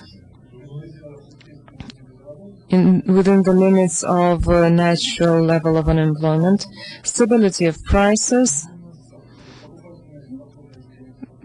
and stable purchasing power, as well as positive saldo in the trade balance within the limits of 1%. These are ideal conditions for macroeconomy, which unfortunately are rarely attained even by successful countries. And if these conditions are attained, then they're attained for a short period of time. The key target of the Belarusian economy within the 2 last decades is economic growth. The faster the growth, the better. According to official data, there were plans to attain this, and we even attained up to 8 and 10% of increase of the indicators of economic growth. As far as employment is concerned, officially employment is high, even too high in view of the macroeconomic theory. Unemployment is officially under 1.5%. But this employment is artificial.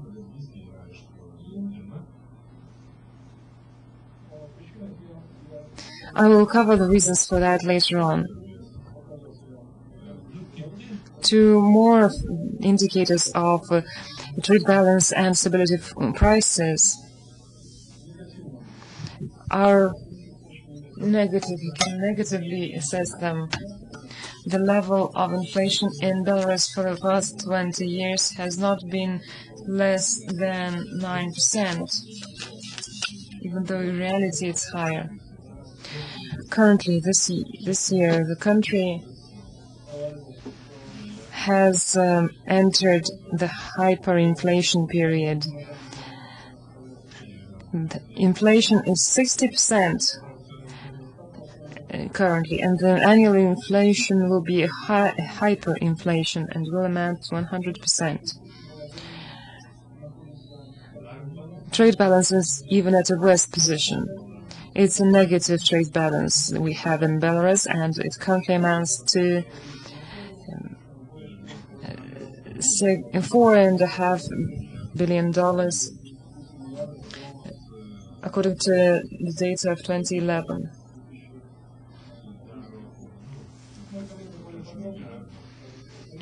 My colleague will cover the figures in greater detail.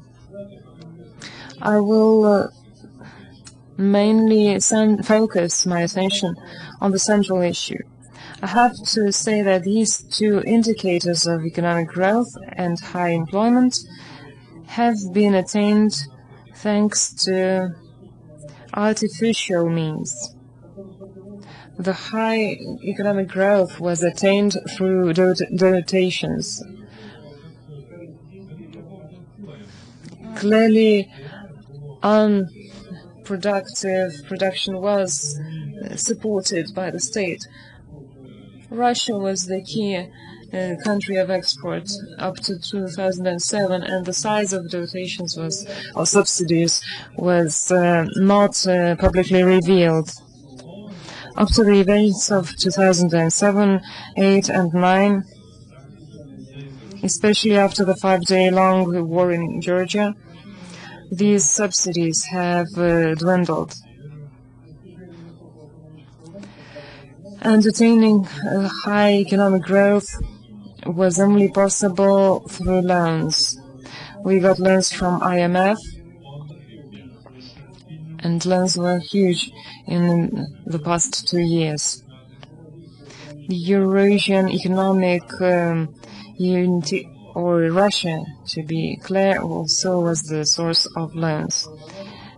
the trade deficit has increased, and now it's openly declared. The sums are huge, and this is the key problem of the Belarusian economy. So as far as inflation and trade balances are concerned, our indicators are negative. So we had growth thanks to these factors I've mentioned. Long-term economic growth is impossible with high inflation and chronic negative trade balance. And we have seen what we've seen this year in Belarus as a result. For the past several years, and especially in 2011, economic growth was due to emission of new money. The Central National Bank produced and issued a lot of Belarusian currency, the Belarusian ruble. This resulted in the devaluation. The Belarusian ruble was devalued, but this didn't help the situation. What we previously used inside the country is now exported to Russia and other countries as ready-made production. The key services we import and the key goods we import are goods and services we report for production purposes. So our economy was overheated. You clearly know the result. You also may be well aware of the fact that the Belarusian government wants to keep the current model of economic growth. The forecasts in view of that don't mean good for the Belarusian economy. The only rational alternative to the current model and policy is movement towards the social market, socially oriented market. This is the most successful model of the 21st century, both in Germany and other countries of within transitional period of time in 1990s. If we are to move on to social market economy, we have to do two key things. First of all, we have to heal the economy. This will deal with a lot of aspects. Let me highlight some of them. We have to ensure stability of the purchasing power. Unless we have this factor in place, we will not be able to develop social market economy and to implement it in our country. You are well aware of the fact that in Germany, the reform in 1948 started with the monetary reform conducted by Americans, which went well with the Erhard concept of the social market economy. This allowed for getting real growth and not artificial growth. This factor would discipline the units in the economy, and there would be no complacency. Now everyone is complacent. People are waiting for credits from the state. Companies are waiting for credits. But this, the change is difficult to achieve unless we're independent from the central bank. We can't do this. We can't hope for real improvement unless we are internally independent. And the next key task for the Belarusian economy is dwindling the the subsidy and subsidized production. This would clearly improve the trade balance of Belarus. In order to do that, we need social means to shift to diminish the negative effects of reducing subsidies and subsidized production. Of course, unemployment would rise, but this is inevitable. High unemployment benefits is a better measure compared to artificial work. People are looking for jobs. Of course, we know the negative consequences from going away from subsidized production. Lithuania knows what it means, but we don't have any other choice. The Belarusian economy has its own advantages, which we could use during the transformation and the transition to a social market economy. These advantages are as follows. First of all, we have a well-developed infrastructure, both transport and production infrastructure. It's good compared to other post-Soviet countries. We have a fairly well-developed agriculture. This could also create a good condition for social economy, for movement towards social market economy. In conclusion, let me reiterate the fact that key tasks of the transformation period in Belarus will be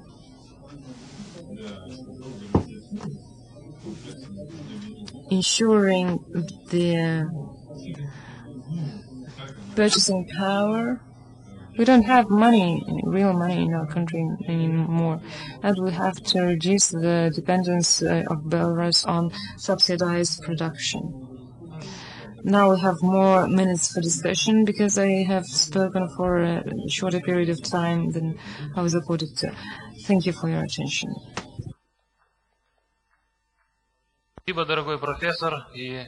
Thank you, Professor. I'm glad to see you. I'm glad to see that you've come to our country and told us the truth. Our next speaker is Georgi Dimitruk. He has experience both in policy making and governing. He will talk about economic results of Belarusian governing policy. The floor is yours.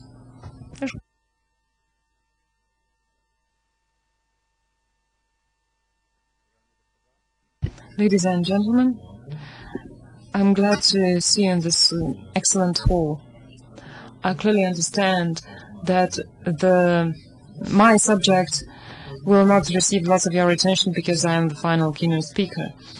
Let me try to avoid reiterating the things that other people have already said. Dialogue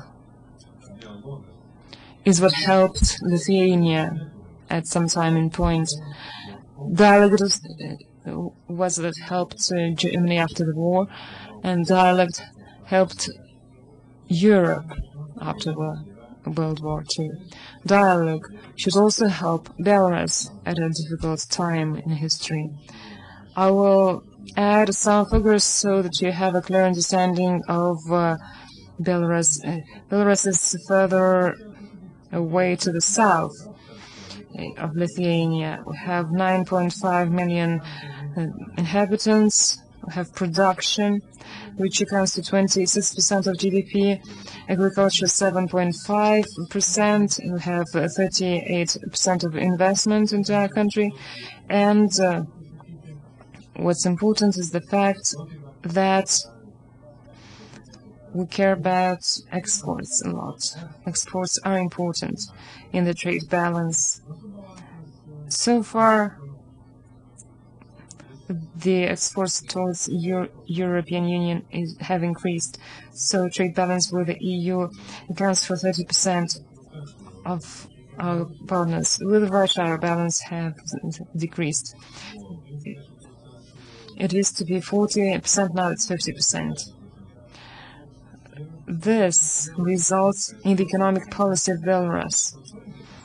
And if we analyze the real economy sector, we can see that within the last 2 to 3 months, Belarus has seen a huge economic crisis. The growth of GDP has slowed down. It has been on a variety of factors. It was quite good compared to European indicators, but now it has worsened. It had an impact on the income of the inhabitants. In the first half a year, the growth has been reduced to 11% of GDP growth. The various sectors of the economy had an impact on that, and first of all, trade is to blame. Production as well. The investments have also decreased. What is unique about Belarus is that we had to take out huge loans. We had investments, quite high investments, but the government also took out credit. This impacted the situation. The energy resources and their prices have also gone up. Belarus had agreements thanks to which it received energy resources for a very low price, but in view of the changes between our relations with Russia, we have seen the prices going up. So the situation is dark. When Belarus had good preferences, when it had low energy resources, it didn't use this situation to its benefit well enough. And the energy price, the size of energy price and its importance in the prices of goods and services was too high. Nobody even tried to improve the structure of the pricing of Belarusian goods. If we look into our statistics, we might not see anything bad at the first sight, even though stagnation is there and recession can be clearly seen. Figures on the external trade are bad enough. In January, 3.9 billion is the figure, and the increase amounts to 40%. That is very bad indeed. These indicators are bad. But the problem is, to my mind, very deep. It's much deeper. The problem are not the economic criteria or economic indicators. I would say there are several indicators. We've mentioned the advantages of Belarusian economy, but of course the key problems are there. And the first of all them is the structure of the economy, the part of the private capital, private business is very insignificant. It amounts to 1/4. It's even difficult to understand for you how can we keep the state sectors governing most of the economy in our country. Most keynote speakers today have been persuasive in saying why the crisis has been more subtle in Germany and Poland. It's because the private business, find it, and its share is larger in these countries, and it's easier for business to undergo crisis conditions and survive. As for trust in the economic government, there's no trust. Business is trying to is now distrustful of the success of what's being done in Belarus. This is a problem which is related not just to economic indicators, but also to the problem of lack of trust. Most of our businessmen in Belarus are thinking of leaving the country and moving the business to other countries. So capital movement is quite an influence. External policy is also flawed in Belarus. We had various trends, the Eastern, Western, Nordic trend in our external relations. I think whenever you have good relations with all neighbors, you can have good economy. So we have to improve our external economic policy. For the current, today's day, Belarus is not opting for the right ways and deals in external relations.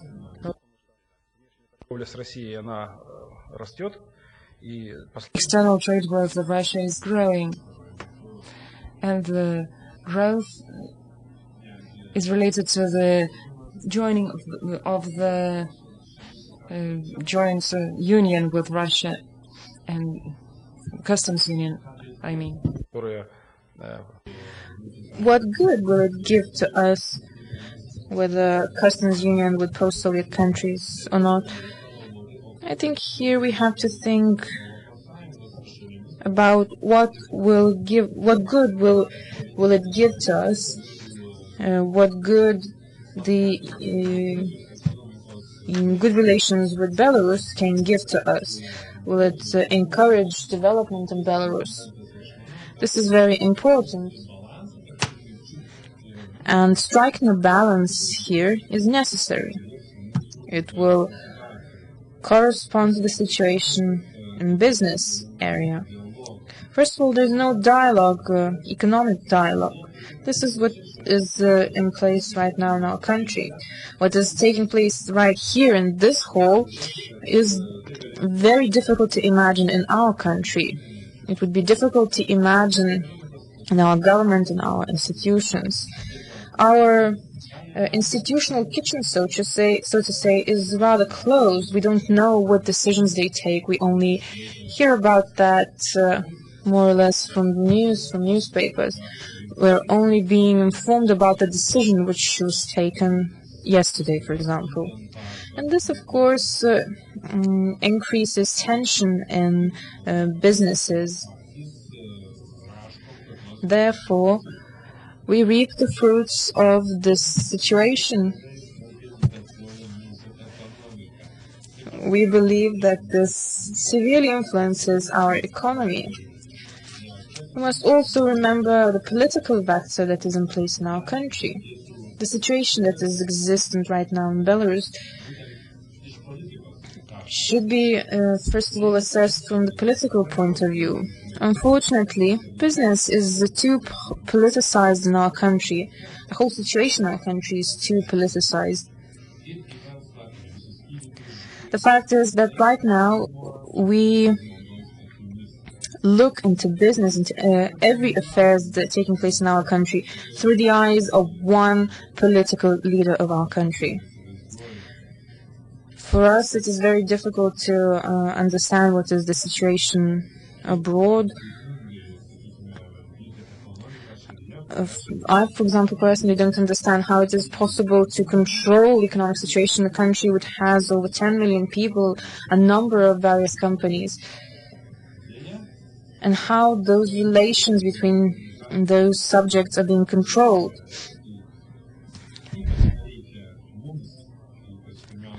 And we have to understand that in our country, especially the situation in social market economy.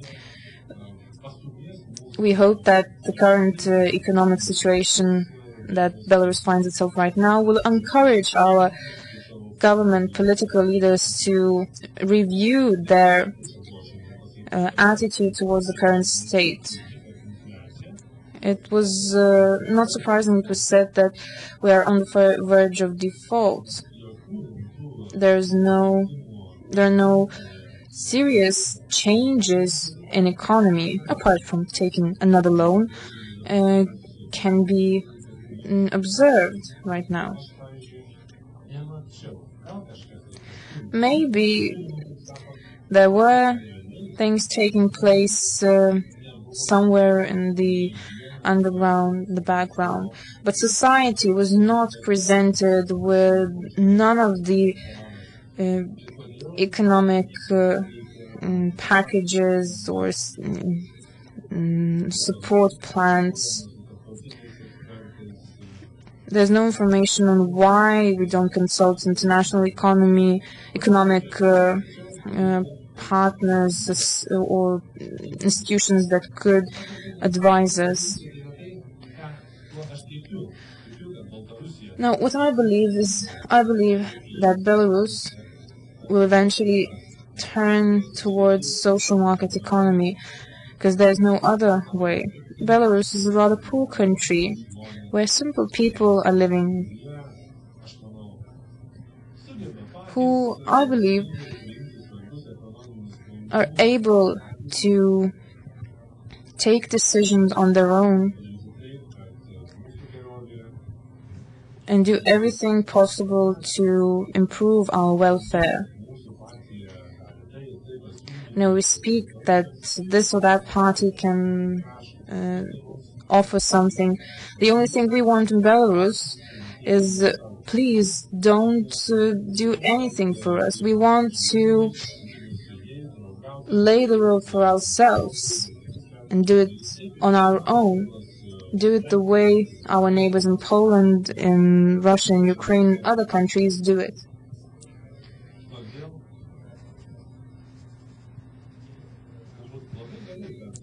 Therefore, it is very good that we have this wonderful idea in Germany. I think it was in Germany that it sprung off, the social economy program. As far as I know, such an idea was being implemented in a number of countries. I believe one day it will reach our country as well. I believe this is the road which will make Belarus a stronger country.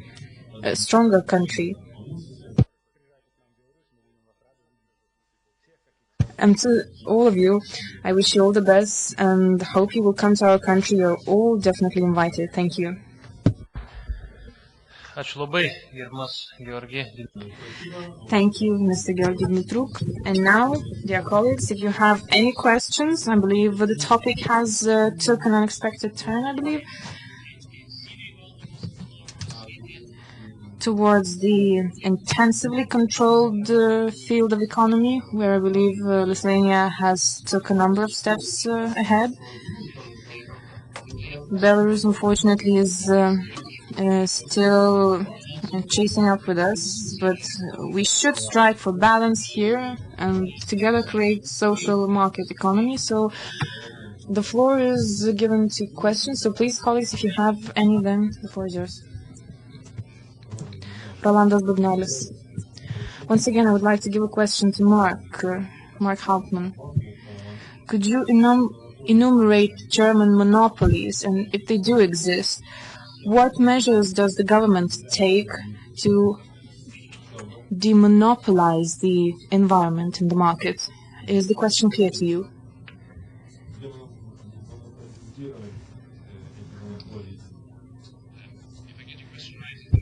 It is, what does the government do in order to stop monopolies in the economic market? Yeah. Okay. Well, you can see that, for example, if corporations want to merge, then there is a cartel right in Germany implemented, where they have to ask the cartel system if it is allowed to merge their companies or if it's not allowed. And if the cartel supervision thinks that the new formed company would have a too big impact on the economic system, then they stop those mergers between huge companies. For example, it's not only in Germany, but T-Mobile, the German telecom, wanted to sell their US share in the United States, and the cartel system stopped this deal from happening just, I think, last week or so. And the same is possible in Germany as well. For example, in the gas sector or in the energy sector, where we have only a couple of big players, only like 3 or 4 big players, and here the cartel system tries to stop more and deeper monopolization processes.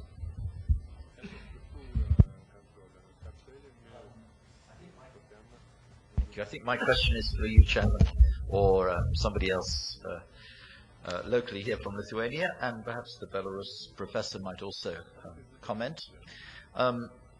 Michael Porter, an American economist working at Harvard originally, now I think independent, has argued strongly for economic growth as a strategy for economic growth being based around centers of excellence. So he suggests that you identify a particular sector or industry where you have some comparative advantage, some history of strong production, a particular group of workers who are skilled in that sector, and then you focus on developing that sector. So you give certain tax advantages or incentives for companies in that sector to move in. You support research into that sector using public funds. You strengthen university departments that are providing information or support to that sector, and so on. So he then points out that if you look around the world, whether it's the German pharmaceutical industry, whether it's the financial sector in the City of London, which incidentally has caused us so much headache, or you look around the world, you find that industries are geographically located close to one another. And this fits in with a relational understanding of economic growth, because what he argues is that the reason for the dynamic that occurs is that you have the opportunity of people meeting and talking and discussing what's going on in the sector, and you generate a momentum through that process that does not happen if all of the effort is very widely diversified and so on. Now, it increases your economic risks, because if that sector does badly for some reason, then obviously you have a problem, like the steel industry in Sheffield in the UK. But equally, if you took, let's say, agriculture in Lithuania, it appears that looking longer term, I used to be a research fellow at the International Food Policy Research Institute in Washington. It appears that from a long-term point of view, agriculture has quite a bright future. I think all the prices are exaggerated at the moment because of the derivatives markets, but it does seem agriculture has a lot of future. So my question is there any focus in Lithuania or Belarus around identifying your centers of excellence and then focusing your growth strategy into those sectors? Kada sakyčiau tiksliau, I will answer in Lithuanian because I will be more competent in speaking my native language. Currently, Lithuania has a clear center of excellence. It's concentrated around Lithuanian basketball team. We have lots of income to the budget, which strives from this center of excellence. We also represent us and improve the image of Lithuania through this basketball sport. If I am to speak more seriously, sports can be part of the visiting or business card of a state. But in fact, Lithuania is looking for the niche where it's good. We have a huge problem in Lithuania in terms of soul searching, searching for our business card, for our image improvement, for centers of excellence, and for goods which we're good in producing. Let's say we have the Swiss watch. Everyone knows what's a Swiss watch, and everyone believes it's a good watch. In Lithuania, of course, agriculture is important. You are right in pointing this out to us. However, the prices, however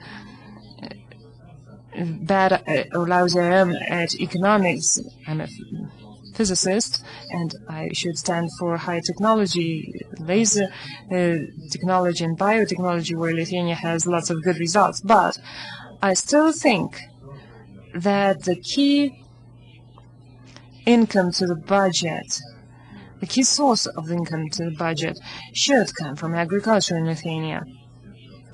We may say that in Ukraine,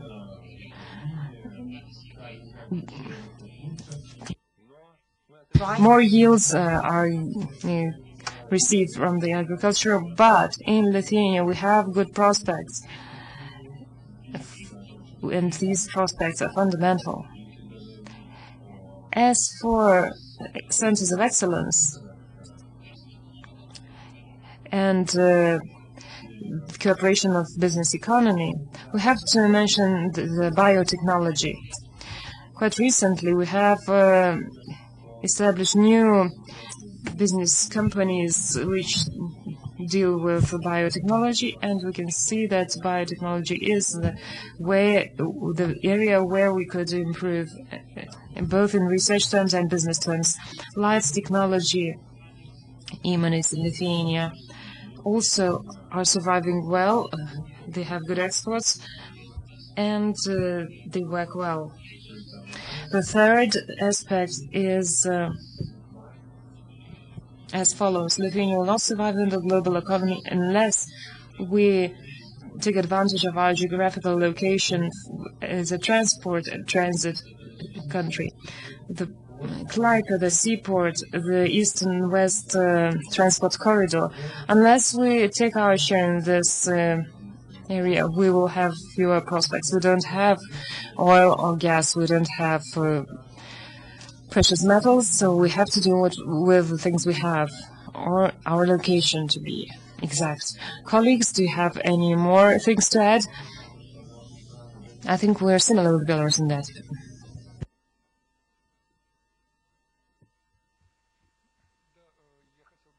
Let me say as follows. We have similar centers of development and similar targets. Agriculture is important. Any country cannot be subsistent if independent if it doesn't have agricultural sector. We remember the continental blockade, and we know the problems may arise. High technologies might also be the area where we can become excellent. We have several important good universities. Microsoft and other companies are operational in our country, even under the current situation. The fluctuation of staff is a problem. Many people are leaving for Europe or Russia because of the fact that the situation in Belarus differs from the situation in the US and Europe. We need the conditions in Belarus to be similar to those in Europe. We have staff, we have young, well-trained staff. We also have a promising future in terms of transport. We have an interesting culture, and we offer an educational experience as well. We're in the middle between the West and the East, the Western Christian civilization and Eastern Christian civilization. Just as Lithuania does, we have an experience of tolerant coexistence of various nations, which may give rise to the formation of new institutions in the future. Let me add one more advantage. In Belarus, we will have the Museum of the Last Dictatorship in Europe, and people from all over the world will come and visit us. We will earn from that.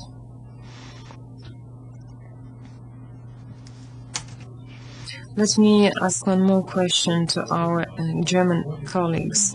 As far as the situation, the unique situation in the EU, can you draw parallels between the support Germany gives to Greece and the support the EU gives to Greece, and the support Russia gives to Belarusian economy? Are there any things alike here? And how do you deal with the principles of social market economy? Doesn't it contradict the fact that the principle of Erhard to let people gain money themselves and to avoid subsidies in the economy? I'm interested in your opinion. Well, of course, you're raising a point. I'm not too much into Russia-Belarus affairs, so I can't really draw parallels to the Russian approach towards Belarus. But maybe just a few words towards the support of Greece now in the crisis. I mean, certainly it raises a lot of questions, especially among German taxpayers. No doubt about that. How the German government tries to communicate this support towards Greece, but in general towards this how is it called in English? This this European this bailout system. It's communicated as a system of solidarity on which the European Union is based on. But in my understanding, and I think in the understanding of the most Germans, is solidarity not a one-way street. Solidarity does not mean that the one can overstress its budget and the others are paying or bailing them out because of the mistakes of their governments. At the moment, we have a huge debate in Germany whether something similar is possible, like we have in Germany. And you know, all Germany is a federal state, and we have also different strength of the single states. You know, we have very weak, very strong states in the south, Baden-Württemberg, Bavaria, but also Hesse, North Rhine-Westphalia, which are net payers into the federal system. Then we have rather weak states because they have not that well-developed industries. That was in West Germany was mainly Bremen, Saarland, since the decline of the coal industry, Schleswig-Holstein, which is more rural agricultural region. Since 1991, it's the eastern states, which I mean had completely different starting conditions back then, when the industries already have, the German big industries have already settled in the West, and they did quite some efforts building new production sites in the East, but it was certainly not enough to overcome the inheritance of socialism within 20 years. So the question is, and so we have a system, a transfer system within Germany, so that the stronger states pay into a fund in order to create same living standards within Germany. And now we have the discussion whether that would be an applicable system for the European Union, so that you have, I mean, you already have net payers, certainly, but so even more now that the stronger states would support weaker states. And in a way, I think that is what solidarity is like, and how a system can function. But on the other hand, these weaker states have to also accept that it is not possible to raise same living standards within a few years, and that Germany's welfare system, like also the Nordic system and so on, it did not fall from above, but it was created by people who worked hard for it and who paid into the system in order to get something out of the system in the years to come.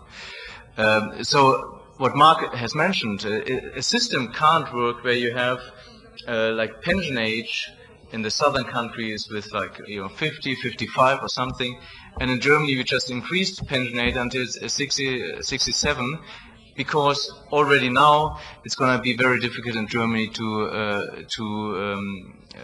due to the demographic factor and others, to retire earlier and to get and to finance this kind of pension system. So here we have also to find a way of understanding and equalizing a system, not only a transfer system, but also not only creating living standards in a way that everybody earns the same, but also in order everybody takes the same responsibilities. And I think here we have still a long way to go. And myself, I'm living in Riga, and being in the region now for 4 years, I've seen the boom years in all three Baltic states until 2007 and 2008, or early 2008, but I've also monitored the decline of the Baltic states. And one of the reasons of this, boom years with high GDP growth, but also high inflation, was that people thought within 20 years they would reach the same living standards like in Western Europe. And there was also a banking system which supported this kind of attitude of the people in order to give these cheap credits with no economic basis, actually. And the same actually in Greece as well. The people lived, and also the United States at the end of the day, people were living, states were living over their income, exactly. And on the long run, this can't work. So I think people, every individual household, banks, industries, entrepreneurs, and states have lost reality out of sight. And this was the debate we had also this morning. We have to really look into the system, and I don't know, I'm raised with a very simple sentence. From my family, with my father, son, you can't spend more than you have in your pocket, or you are able to pay back. And I never understood why this simple sentence does not apply to big companies or to state.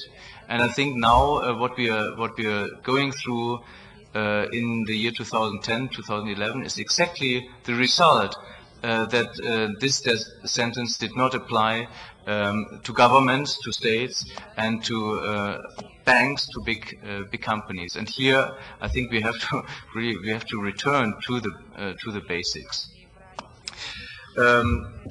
So coming back to your question, and as I said, Mark was already talking about it in brief, and I think this is still a process to elaborate, and that is what European states, head of states, governments, and the European Parliament is doing at the moment, to find a system within Europe which allows transfers in a way of solidarity, but also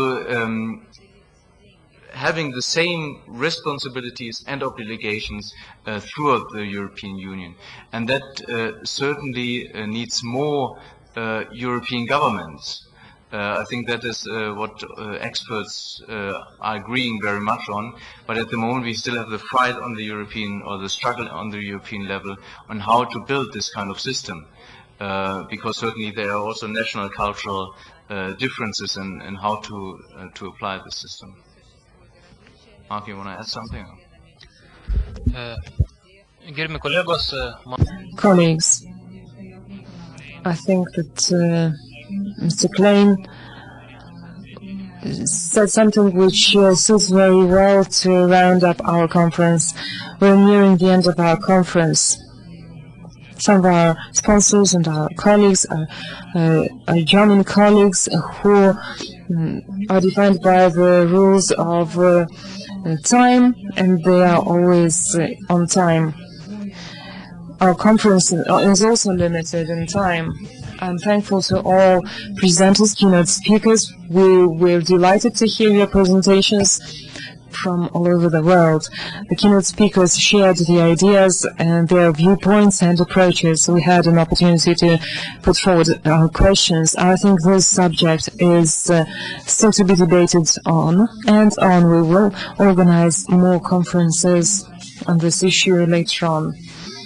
The more so since the government has to hear our viewpoints and members of parliament have to hear about that. The economy in Lithuania and in Europe is not in the shape we would like to see it in. Thank you for your participation.